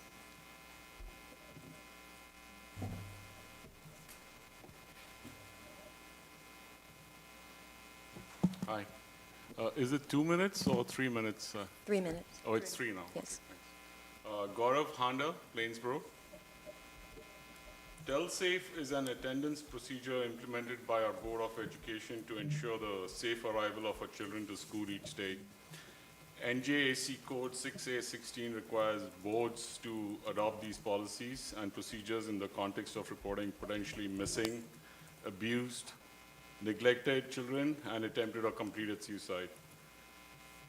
An initial examination of the implementation of the policy in Genesis reveals that it'll either fail or can be easily overridden, misused in the following situations. These are my comments, so I might be totally wrong about this. But specifically situations where threats are emanating from within and or restricted to the household, parents turning hostile to their children, familicides, also threats emanating from outside the house, like hostage situations, home invasion situations, or using the house to put into danger either first responders or concerned community members who are the first ones through the door. There are ways to counter this, and this is the aspect I want to focus on. How do we counter this? The language of the procedure assumes that resolution of the event can only come from contacts within the household. One way to overcome this is by ensuring that at least one of the emergency contacts specified is not residing within the immediate household. I'm sure there are other ways as well, and I definitely have looked at Genesis and made some changes. I would urge the board to also take a closer look at the policy that we have put in place and how we've implemented it. Our school district should take a leadership role in discussing this and starting the conversation to mitigate the impact of the situations that I highlighted and fulfill their roles to look after the safety of our children in the school district. There are lessons to be learned, not just for us, but things that we can share with other school districts as well within the state. More importantly, this is a policy question over which the board has full authority. We can only hope for the best, but we should also prepare for the worst in whatever way we can. Things like counseling help tremendously in the aftermath of such incidents, but high schoolers especially find comfort in the fact that their school district has implemented sensible procedures which could help in these situations. I have not referred to any particular incident in my comments, so I hope the board can kindly return the favor and give us a response as well.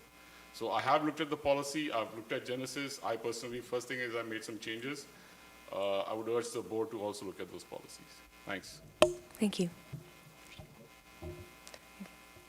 Any other comments?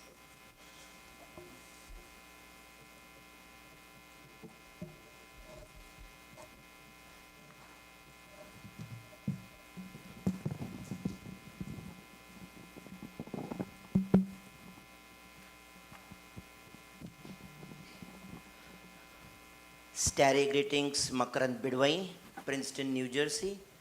I ask all the adults to sit on the floor in respect of our high school students who do not have adequate seating. And the superintendent for the past 5 years has not acknowledged a single problem. He declared in a fit of anger that sitting is not a problem. It's a problem. Anyway, I'm sure adults in the room will take care of this. The next thing is what happened in Plainsboro on 12 Titus Lane is our 9/11 event. And that somebody has to accept responsibility for that here. A parent does not go to an extent of smashing, taking life away from his wife, children. Based on media reports, I don't know what the latest thing is, and I don't even know if a gun was used, or there is a controversy that a gun was not used.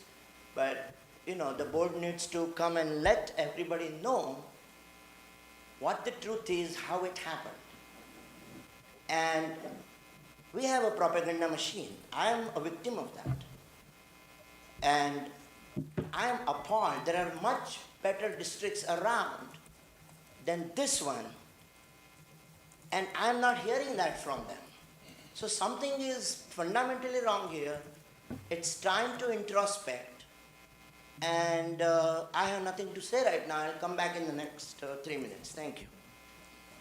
Thank you. Are there any other public comments? Sorry about that. Again, are there any other public comments? Okay. All right, with that, I'll be closing the first opportunity for public comments. Do you want?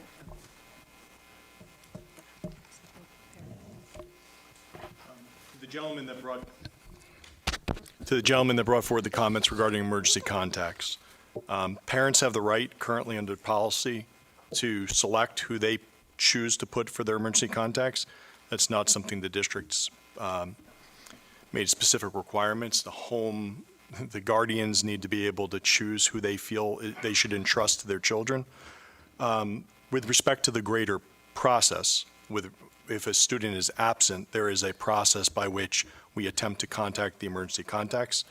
If we are unable to reach emergency contacts, parents, emergency contacts, we then work with the local police departments to do a safety check. And that does happen in our schools on a daily basis, and our local police departments do go out and do safety checks to work. We've had many parents upset with us because they were working or whatnot and not paying attention to their phone because they were engaged and working from home, not taking our call. Completely understandable. But we do take those precautions to make sure that our students are safe. I'm taking you for your word that the comments weren't specific to an incident, so I'll leave that there, and I won't be specific to an incident. With respect to our sit-in that we just observed, the reference was respect to high school north and high school south with one lunch time period. Both north and south have seating capacity in order to appropriately support lunch. But we don't regulate that every student has to be in a chair or at a table. Students select to eat with their peers. Sometimes that means they choose to sit in groups. By choosing to sit in groups, sometimes they sit on the floor. We do not stop them from doing so. So the gentleman's making a reference that there's not enough seating. That's not the case. You can actually see groups of students with empty tables, but they're sitting on the floor because they want to be with their peers. Now, the last 4 years, we haven't had a common lunch. So there is no grade level that has experienced one lunch at High School North or High School South currently. So there is a learning process that's going on with the students, and we're very much 6 weeks in or so that our students have figured this out. I would strongly encourage that if your children are having difficulty finding a seat, they should speak to the building administration or one of the dozen to 16 lunch support or lunch, it's not aides, but it's teachers on duty, in order to help them find a seat. And I'm sure that they will be able to arrange so. They may have to do that away from their friends. So be prepared to have that conversation with your teens. With respect to the references about, I heard propaganda, I heard the murder of a family and those taking responsibility. And there was a reference to the superintendent's anger. For context to our viewing audience, that was in reference to a meeting a week ago, Wednesday, where I had the pleasure to speak to the High School North PTSA as an invited guest to speak about wellness in the whole child, strategic goals, specifically Goal 3. That invitation was back in the spring, long before the tragedy occurred in our community. The tragedy required that I spend a more explicit focus. And the PTA PTSA made a determination to put out an open call for questions based on the agenda, based on the speakers. The anger that you heard referenced, and I think majority of our viewing audience will say is rightly so, because here is the question that was submitted, and you can determine who submitted it based on the prior comments. Quote unquote, at the helm of WWPRSD's propaganda machine, will he take responsibility for the apparent 3 murders and 1 suicide in the district on his watch since his boasted suicide prevention attempts failed onwards from 2014-15, or will he choose to resign immediately? So an individual with a personal vendetta against me, who's made no bones about his dislike, and he has every right to not like me, chose to use the murder of 2 of our children 1 week after. Has he no dignity? Has he no shame?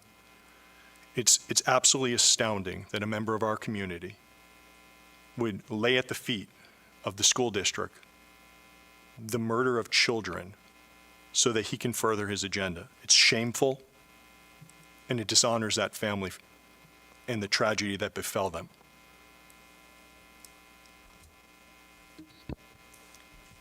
Thank you, Dr. Adderhall. All right, we'll now move to the next point of our agenda, the committee reports. Can I have the Administration and Facilities Committee report? Dana? Yes. The Administration and Facilities Committee met on October 10th. The committee reviewed the following policies and regulations which are recommended for first reading at tonight's Board of Ed meeting. It's Policy 8500, which is food services, Policy and Regulation 3212 on attendance, and Policy and Regulation 4212 also on attendance. Policy and Regulation 5111, eligibility of resident and non-resident students.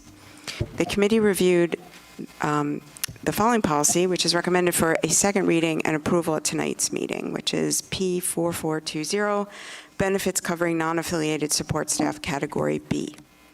The committee reviewed the following policies and recommend them to be abolished at tonight's meeting, which is P5460.02, the regulation and the policy, entitled Bridge Year Pilot Program. Policy 8540, which is school nutrition programs. Policy 8550, which is meal charges, outstanding food service bill.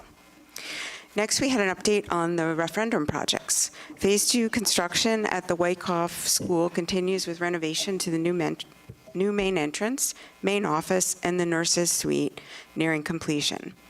Construction of the sensory playground at the Town Center School continues. Permitting for media center renovations at Maurice Hawk and Village School are underway. Next, we heard an update on district athletics. WWP's winter sports registration for middle and high school students is open. High school student athletes can choose to participate in the following winter sports: boys and girls basketball, boys and girls fencing, boys and girls indoor track, boys and girls swimming, cheerleading, diving, wrestling, and ice hockey, which is a co-op program between North and South. Middle school student athletes can choose to participate in the following winter sports: cheerleading, which is available to both boys and girls in 6th through 8th grade. Wrestling, also available to both boys and girls in 6th through 8th grade. Girls basketball, which is available to girls in 7th and 8th grade. And boys basketball to boys in 7th and 8th grade. The committee also discussed the next steps regarding the possibility of starting a cricket program for our students. The School Start Time Exploration Committee will meet in October. They actually met last night, so I hear, to finalize recommendations to the Board of Education. I believe Dr. McDonough will present the committee's recommendations at the November 14th board meeting. Last, the committee discussed district facility rental contracts with community organizations for this current school year under the regulation 7510, use of school facilities. The committee will next meet on November 7th. Thank you, Dana. Are there any questions from board members? All right, we have the curriculum committee report next. Emily? Thanks, Rachel. The curriculum committee met on October 10th. We began with Dr. Pearson, Melissa Pearson, who provided a detailed presentation to highlight the work that has been happening regarding math intervention for students. Dr. Pearson began by providing a vision, sharing the math equity statement, and describing the district's instructional practices to meet the needs of all learners through a math workshop structure. Dr. Pearson also described the ways in which universal screeners are utilized to identify students needing additional support. And lastly, Dr. Pearson explained how students are provided supplemental support through our teachers and interventionists to address needs in mathematics. Next, talk about testing report. Dr. Gould previewed the testing report that was shared this evening with the board. And then Dr. Gould, we went on to talk about the high school program of studies. Dr. Gould described the work happening with the curriculum and instruction team to review and make recommendations to the program of studies for the 2024-25 school year. Recommendations will be made at the November 7th CNI committee meeting and voted on in the November BOE meeting, board meeting. So. Next, the curriculum committee was updated regarding the technical schools. Middlesex County Technical School has recently revised their process, and we talked about that and how they are now charging tuition for students living in Middlesex to attend. So this is a change in process, as students from Plainsboro were able to attend without additional costs besides transportation. Thus, Middlesex County Technical School will be removed from the program of studies as an option, and instead, all WWP students wishing to apply and participate will be required to attend the Mercer County Technical School. Mercer County Technical School offers similar full-time and part-time programs. Next was a discussion on AP testing processes and policies. In order to reduce the adverse impact on instruction, facility use, and staffing, the administration recommends that the following language be added into the program of studies for the 2024-25 school year. Reads, if an advanced placement course is offered in WWP, a student must be enrolled in the course in order to take the advanced placement exam in district. So, exam, period. The curriculum committee also discussed multi-level classes. Dr. Gould provided an overview of the professional development ninth grade teachers have been and will continue to engage in supporting implementation of multi-level classes. On the agenda to be voted on tonight are several items. First, professional development. The committee recommends the following to be approved, which is the district membership in Keene University Diversity Council for the 2023-24 school year at a cost of $300. Next, the curriculum committee recommends approval of disposal of instructional materials in accordance with the R7300.1 as they are either obsolete and outdated and or worn and damaged to preclude effective use and economical repair or restoration. So these are from some media centers across the district. First, 323 books from High School South, 312 books from High School North, 1,472 books from Dutch Neck, 255 books from Maurice Hawk, 833 books from Millstone River.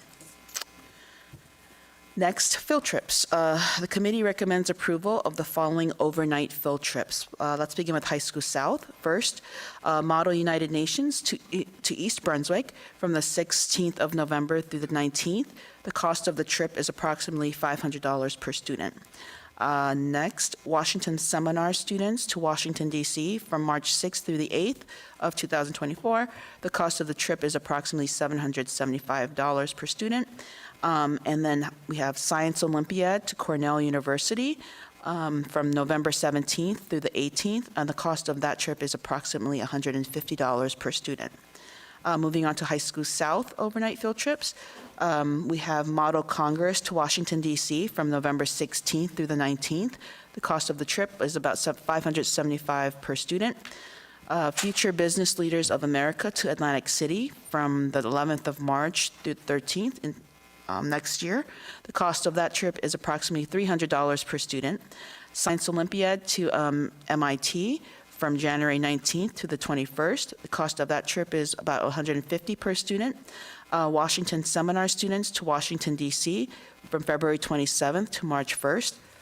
The cost of that trip is approximately $800 per student. Model United Nations to Washington, D.C. from the 15th of February through the 18th of next year. The cost of the trip is approximately $700 per student. Science Olympiad to Michigan State University from the 22nd of May through the 26th. The cost of the trip is about $1,200 per student. And last is Ivy League Model United Nations to Philadelphia from January 25th through the 28th. The cost of this trip is approximately $650 per student.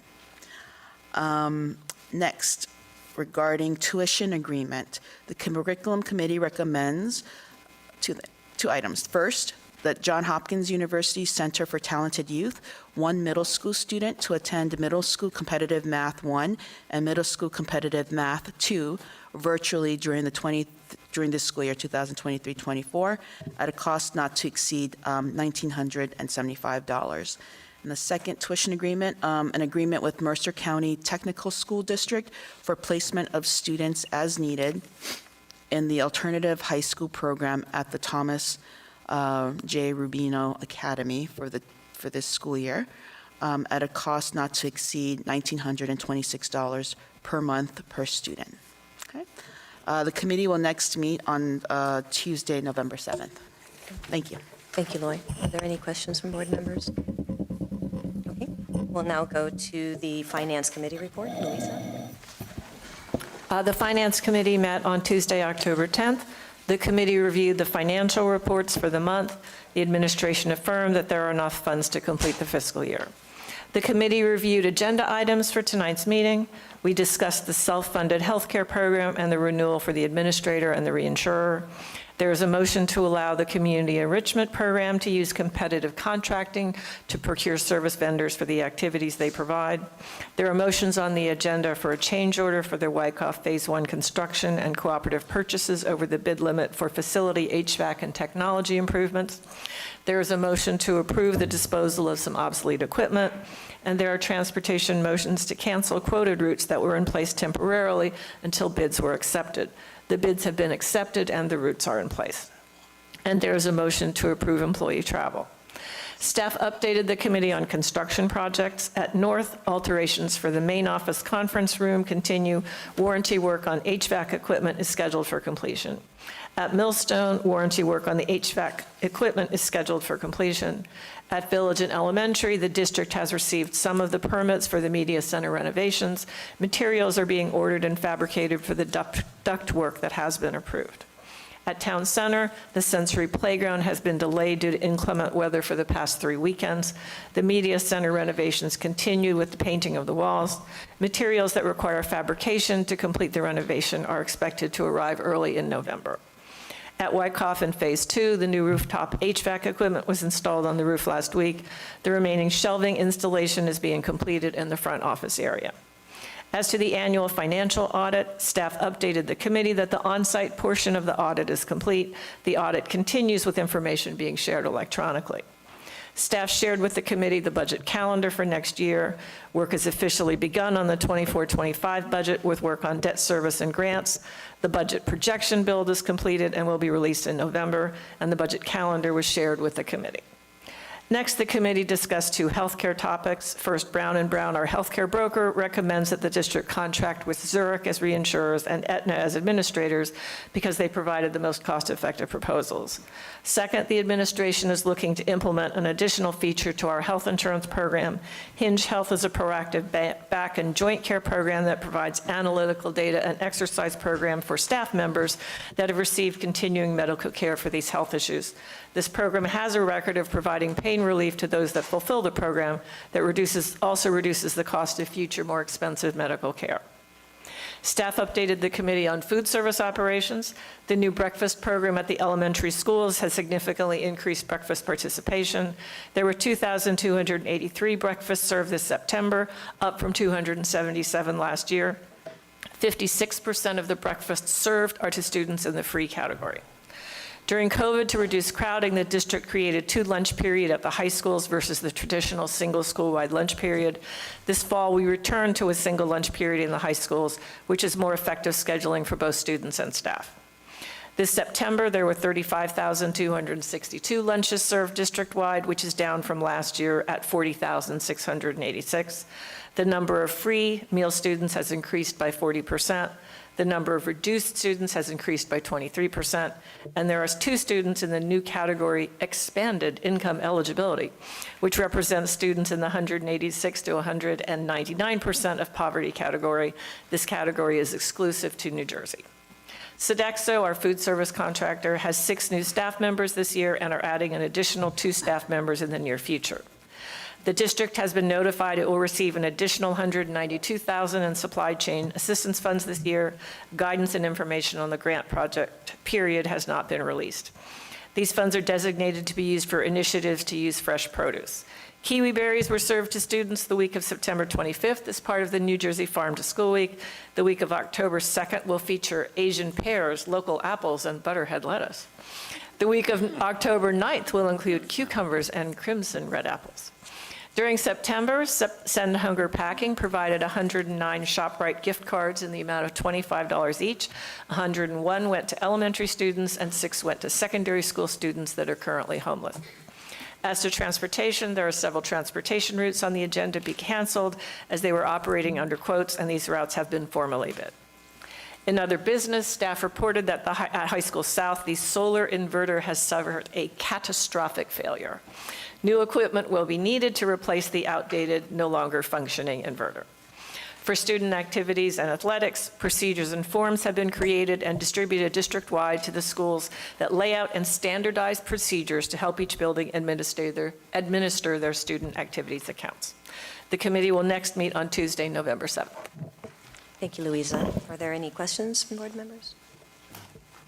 Yes? I just have a comment. So the, in terms of the food service and the number of breakfasts in September, over 2,000 breakfasts were served. Was there any resulting like disruption with the time that they got to class? Are there staffing impacts? Well, the program was put in place, at all the elementary schools. So that was worked out with the principals. I've heard no complaints, not saying there aren't. I'm sure there's some glitches, but I've not heard any. Served in the classroom. Yeah. Served in the classrooms? Yeah. Okay, thank you. Yeah. Any other questions? Okay. All right, so we'll now move to the voting portion of our meeting. Can I have a motion for administration items 1 through 8? Liz and Dana, any questions or comments? All right, Chris? Okay, we'll start with Ms. Bonsall. Yes. Excuse me, that was yes? Okay, so.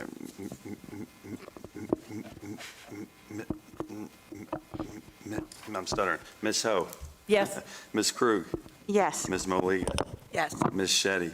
Yes. Ms. Zovich. Yes. Ms. Cheniera. Yes. Ms. McEwen. Yes. Ms. Juliana. Yes. Ms. Juliana, sorry. All right. Can I have a motion for curriculum items 1 through 4? Loy and Pooja, any questions or comments? Okay, we'll start with Ms. Cheniera. Yes. Ms. Ho. Yes. Ms. Krug. Yes. Ms. Moliga. Yes. Ms. Shetty. Yes. Ms. Zovich. Yes. Ms. Bonsall. Yes. Ms. McEwen. Yes. Ms. Juliana. Yes. All right. Can I have a motion for finance items 1 through 20, plus the blue and yellow addenda? Louisa and Graylin, any questions or comments? Okay, we'll Chris? start with Ms. Ho. Yes. Ms. Krug. Yes. Ms. Moliga. Yes. Ms. Shetty. Yes. Ms. Zovich. Yes. Ms. Bonsall. Yes. Ms. Cheniera. Yes. Ms. McEwen. Yes. Ms. Juliana. Yes. All right. Can I have a motion for personnel items 1, plus the green addendum? Shweta and Robin, any questions or comments? Chris? Okay, we'll start with Ms. Krug. Yes. Ms. Moliga. Yes. Ms. Shetty. Yes. Ms. Zovich. Yes. Ms. Bonsall. Yes. Ms. Cheniera. Yes. Ms. Ho. Yes. Ms. McEwen. Yes. Ms. Juliana. Yes. And on tonight's agenda, we voted on one retirement, so I'd like to acknowledge the retirement of Piao Tran, an ESL teacher from Millstone River, who's retiring after 30 years in the district. So I do want to thank you and for your years of service and dedication to the district, and good luck to you in your retirement. Okay, can I have a motion for approval of the minutes? Dana and Louisa, I'll take these separately. So can I, all those in favor say aye to the September 19th minutes? Aye. Aye. Any abstentions? All right. All those in favor say aye to the October 3rd minutes? Aye. Aye. Any abstentions? I abstain. Yeah. I abstain. And abstain. Okay, do we have any board liaison reports? No? Okay. Any new business? All right, that takes us to the second opportunity for public comments. The board invites comments from members of our community who are present. Each participant is asked to give his or her name and address prior to making a statement, which will be limited to 3 minutes in accordance with Board Policy 0167.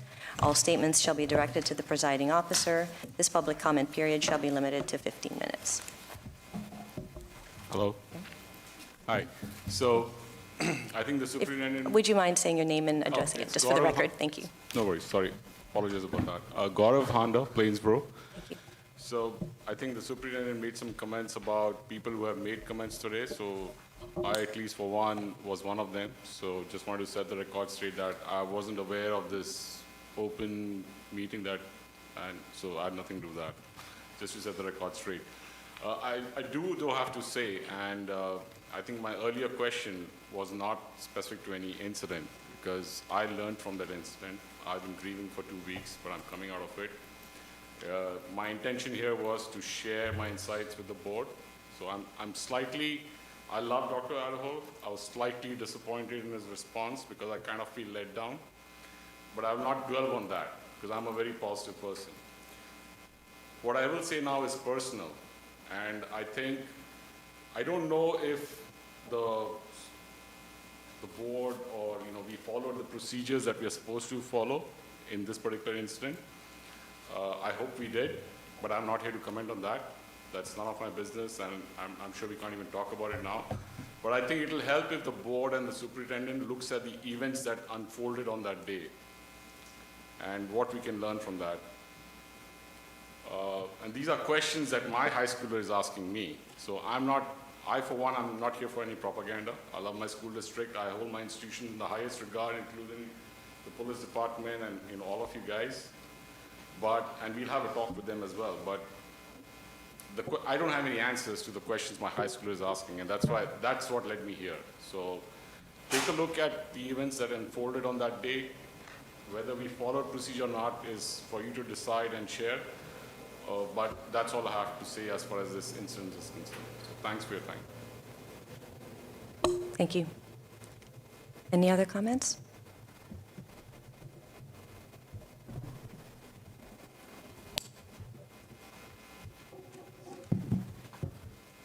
Starry greetings, Makran Bidwai, Princeton, New Jersey.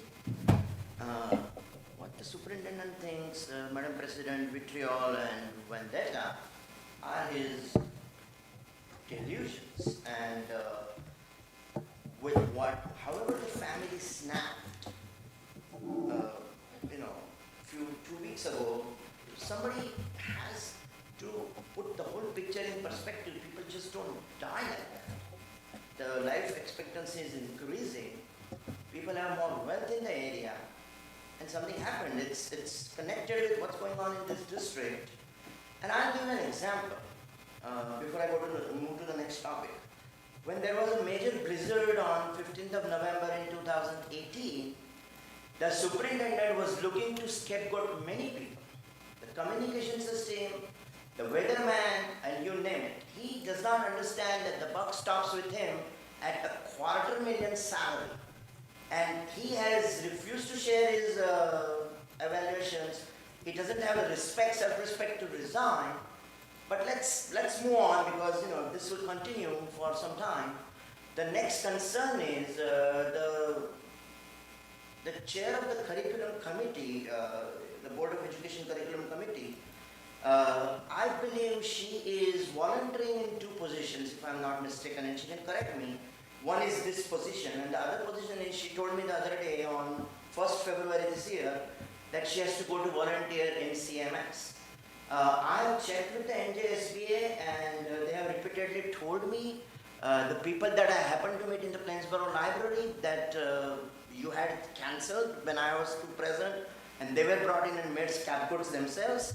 They said the particular person told me that he was the president for 7 years and member for 20 years, and he said his spouse, that is his wife, went to the board meetings, to the school meetings. He never went there. So I think there is a conflict of interest.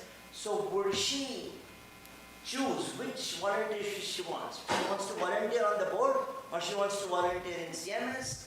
And if she wants to do both, it's a conflict of interest. The second problem is, you are being not contested now. All three of you, two from Westminster and one from Plainsboro, you have no contest. You should seriously think if you should relinquish this position, and maybe the president of the board can appoint her other neighbor or find some new person, because we need a change in faces here. And with half of them on H and L visas, you're not going to expect people to just stand and compete and displace you and contest in a proper democracy, which is why these boards were formed in the first place. So citizens come up, or even non-citizens in Maryland and California, as they can come up. Serious talk. Thank you. Thank you. Actually, any other comments? Hi, I'm Andrea Bean, and I'm a long-term member of the district on the faculty. So, and that's how I come to you today, just as somebody who has worked here a really long time. And I wanted to say that when any of us go into education, whether it's teaching, administration, cafeteria aide, bus driver, we do it because we believe in the potential of children. And we serve children of our district in many, many different ways. And unfortunately, things happen to those children, terrible things. And it's unavoidable at times. But you look back and you think, wow, could I have, would I have? And I remember as a young teacher, we lost a student that was in my class. These children are remembered forever.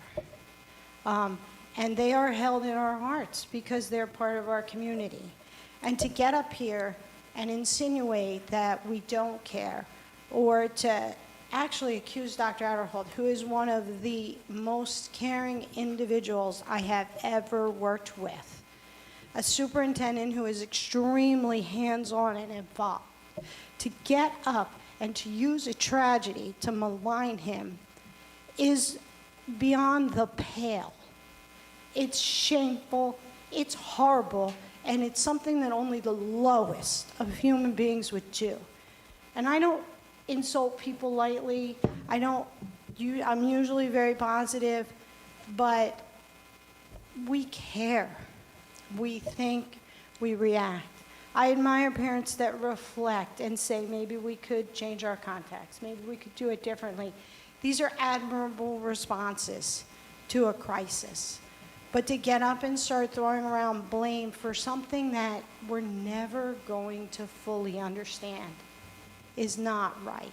We all deal with grief in our own ways and in different ways, and throwing around that kind of blame is just wrong. So I'm here to say that, again, I've worked here 36, 37, I've lost count, years. And Dr. Adderhold is one of the most thoughtful, caring, involved superintendents. And to insinuate anything else is just entirely wrong. Thank you.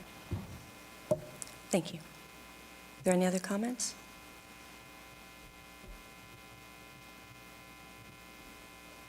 Debbie Bear. Also, I've been here my whole life. I'd like to recap what actually Dr. Adderhold did. So when the tragedy occurred, Dr. Adderhold reached out to everyone. He caringly called anyone who had contact with either of the children. This was all at night after hearing everything. He called me to make sure I could take care of the teachers. I'm acting as the WWPEA president at the moment.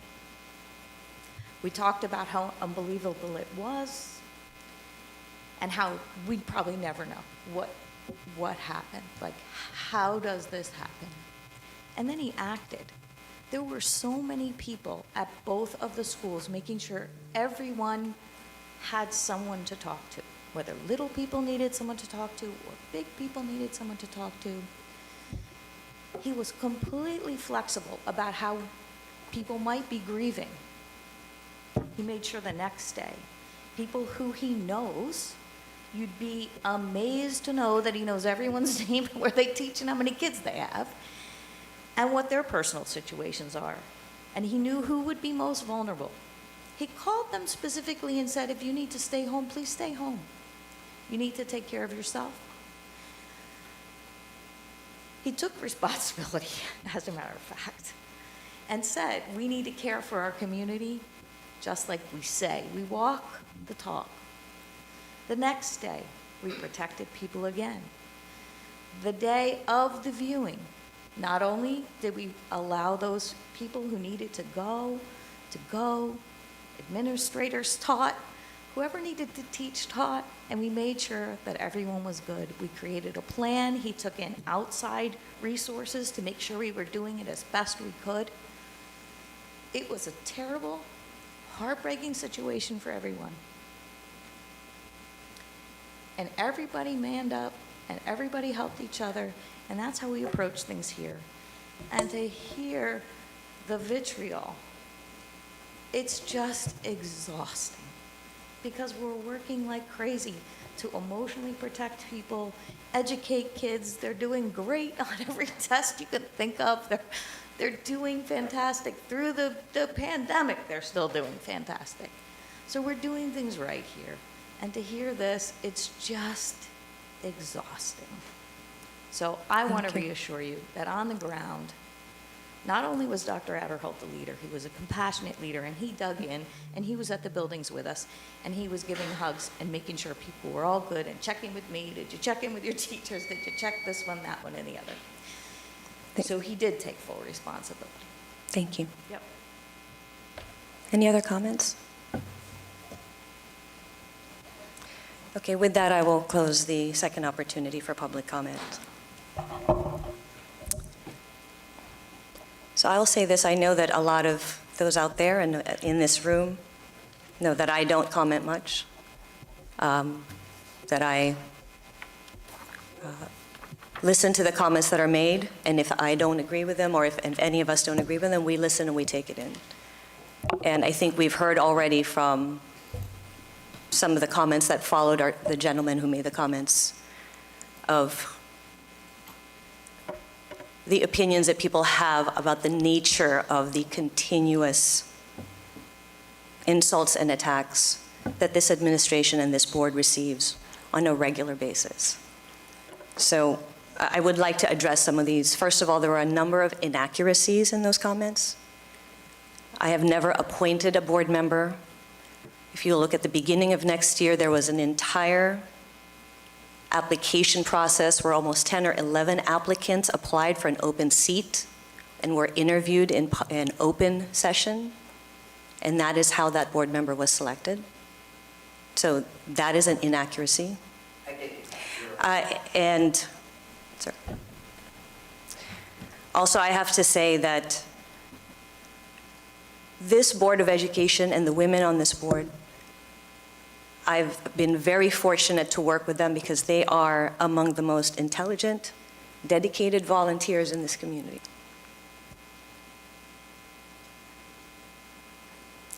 And for you, sir, to attack probably one of the kindest and most generous board members on this board is absolutely undeserved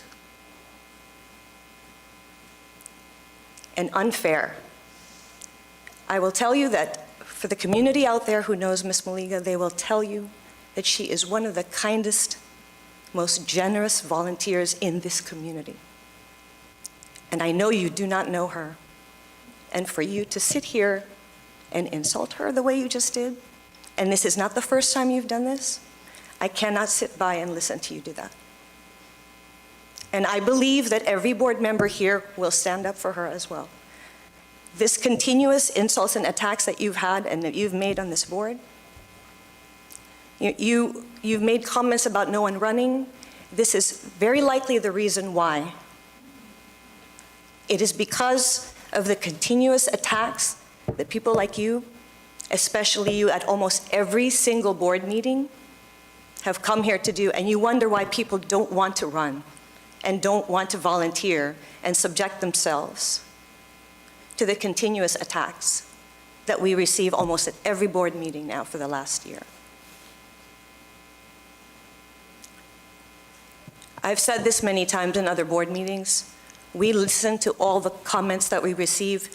We understand that the decisions that are made by this administration and this board may not be decisions that everyone agrees with, and that is okay. It is okay that we have differing opinions. It is okay, we listen. We have always listened to the comments that you've made. It doesn't mean that we will always agree, but we have always been, and I've always been respectful. We do everything we can to be respectful to those who are also respectful. We are here and we do everything, all the decisions we make are for our students. Our students are watching us. We need to be examples for the students who are watching us. And at every board meeting, we have sat here and listened and taken the abuse and the insults that have constantly come our way. I could not sit here one more time to listen to that, especially when you are attacking a board member who is a beloved member of this board.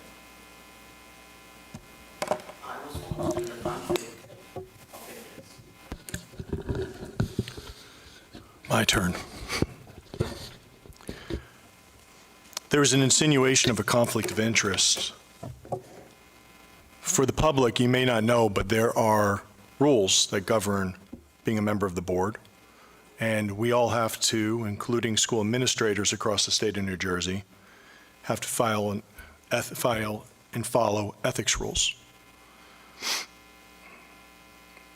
The Board of Ethics has come out and ruled on this matter about potential conflicts of interest with volunteerism and serving as a member of the board, and has ruled undoubtedly that members of the Board of Education do not give up their rights to be parents, and they do not give up their right to volunteer for their local PTA, PTSA. What they always have to be careful about, and our board attorney has spoken about this in an ethics presentation that's done every January, is that they have to be careful about being in positions where they manage or oversee staff. So our board works very diligently to ensure that when they volunteer, they're in positions of being volunteers. They're not leading staff, and they work with our board attorneys to ensure that they're absent conflict. As Ms. Juliana said, there is maybe no greater public volunteer in our community than Ms. Maliga. She is beloved by the staff and beloved by the administration and her PTA colleagues for her service and what she gives back to this community and to our students. It's been ruled on, it's been reviewed, and our ethics, Board of Ethics and the New Jersey School Boards has made it very clear. DeGrav, you're absolutely right. With respect to, you were not the individual I was referencing in the first comment. I wanted to just validate that comment and you made in the second. And I'm sorry to hear that you were disappointed, and I could have done a better job conveying it. What I was referring to was the process that's in place, not that we wouldn't look at it. So I just want to let you know that, because I respect you and your comments that you've made. With respect to just the tragedy, there is a very hurt community that exists within our school district. There are friends and neighbors and loved ones. There are teachers that have lost a child. And I'm not talking about one teacher, I'm talking about teachers, 6 different teachers at Wyckoff served that family as the primary teacher. Over 15 teachers had those children in their classroom over a 6-year period. All the special area teachers, the secretaries, the cafeteria aides, the instructional aides in the classroom, the librarian, the principal, former principal, all the PTA leaders over those years that worked in service with that family. Dishonor everyone when we make comments so flippant. The idea of searching for answers is one thing. The idea of who's entitled to those answers is another. The community may never know unless the police, the prosecutors, the medical examiners choose to publish certain information. It's an active police investigation. As school officials with a memorandum of understanding, Dr. McDonald and I have the privilege to learn information that occurs, and it's not our place to ever share. And we would never trade a family's privacy for someone's desire for information that they may or may not be entitled to. What we know is there's a tragedy. We lost 2 of our kids, 5 and 10, 6 and 10. That's what we know. We also lost 2 beloved community members as parents, friends, public volunteers, active community members, beloved PTA members. And it's confusing. And there isn't answers. And I understand that there's individuals out there that might want them. I want them. My desire doesn't trump their privacy in the investigation. It just doesn't. And out of respect to the family and friends and out of those children that we lost, it'd be undignified to do anything but respect the process. But what we do know is that we have a community that needs support. Tomorrow evening is about that. It's a pathway towards healing for some. We recognize that others will choose different pathways, and we respect that. We'll make resources available, and we have.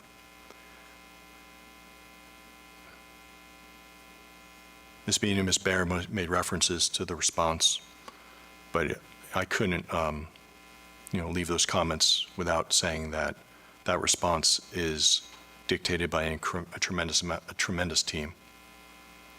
Individuals at this table were on those calls with me, working with me, Dr. McDonald, Dr. Gould, Ms. Camella, Ms. Totaro, all engaged in trying to figure out supports, working with our crisis teams at our building. I got the call before we knew the names, before we knew the address, before I knew the family. And then we had to determine the schools and the location and to search in our information system to correlate the address to the family. So to be involved in someone's life and to be asked to step into their tragedy and their suffering and a family's pain and know that their family members have perished before they did is an incredible burden to carry. But we carry it. And then we have to figure out how to move and support a community. And unfortunately, we're good at it because we've done this before. We've had tremendous loss in this community over time, no different than the phone call on Sunday where we lost a father with three children in our district due to a medical reason. And we had to mobilize teams on Sunday. And we had to rally a lot of support on the 4th, going into the 5th, because we knew how tremendously impacted those buildings and those children are. Spent 3 hours in that first grade classroom. We had to split our crisis team as well because we had 2 school sites. And the blessing of a big district is that we have lots of different structures and supports around us. Lots of counselors, child study team, school psychologists, BCBAs, counselors that we could call in, but we also had a school community. All of Mercer County was on alert. Every single school pledged counselors if we needed them. The Traumatic Loss Coalition was on alert. Attitudes in Reverse called and offered therapy dogs. We have a network of support. Our faith leaders reached out because we work with them. I want the community to be assured that in times of tragedy and crisis, the district has a plan. We pray we don't have to enact it, but we have a plan. In my knowledge, we're the only district in New Jersey that has a traumatic loss plan. Right? So we have reflected on tragedies back in 2009 and 2010, and we sat together and we reflected and we thought about what we did right, what we did wrong, what we could do different, because there wasn't a process, there wasn't a handbook, there wasn't requirements for school teams. And we put all that in place over a decade ago. And over time, we've had to use that. But and every single time, just to assure the community, when it's appropriate and when we get through a certain window, there is an after-action report. We do sit down. It's part of our response every time we have situations. We do sit back down together with our crisis teams, and we do have district crisis teams. We have building crisis teams. We support one another. And everyone has different strengths, right? We have former law enforcement, former military, former paramedics, current paramedics, Code Blue teams, you name it. We have folks on our staff that have incredible training. We lean on that training. We rely on that training. And they're members of our teams. Our administration gets trained. Dr. McDonald runs trainings with the police. He runs trainings on the crisis. He's run trainings with the counselors. Dr. Gould has done that in her prior role as well.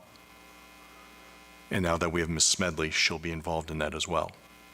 So I want to assure the community that there's a process of how this happens, and there's plans in place prior to a response that's needed, but that doesn't take away from the pain and suffering of a community. It only works to help support the pain and suffering of a community. And so as we move forward and as time goes on, we will have to recognize that there are going to be children that are impacted, there are going to be family members that are impacted, there are going to be community members that are impacted, members of our PTA leadership across multiple grade bands that have worked with the family members that are impacted, and will continue to provide support as our community needs. And with that, I'll end my comments. Thank you. Thank you, Dr. Adderholm. Right, we're at the end of our meeting. Can I have a motion to adjourn? Liz and Robin, all those in favor say aye. Aye. Thank you. Thank you, everyone.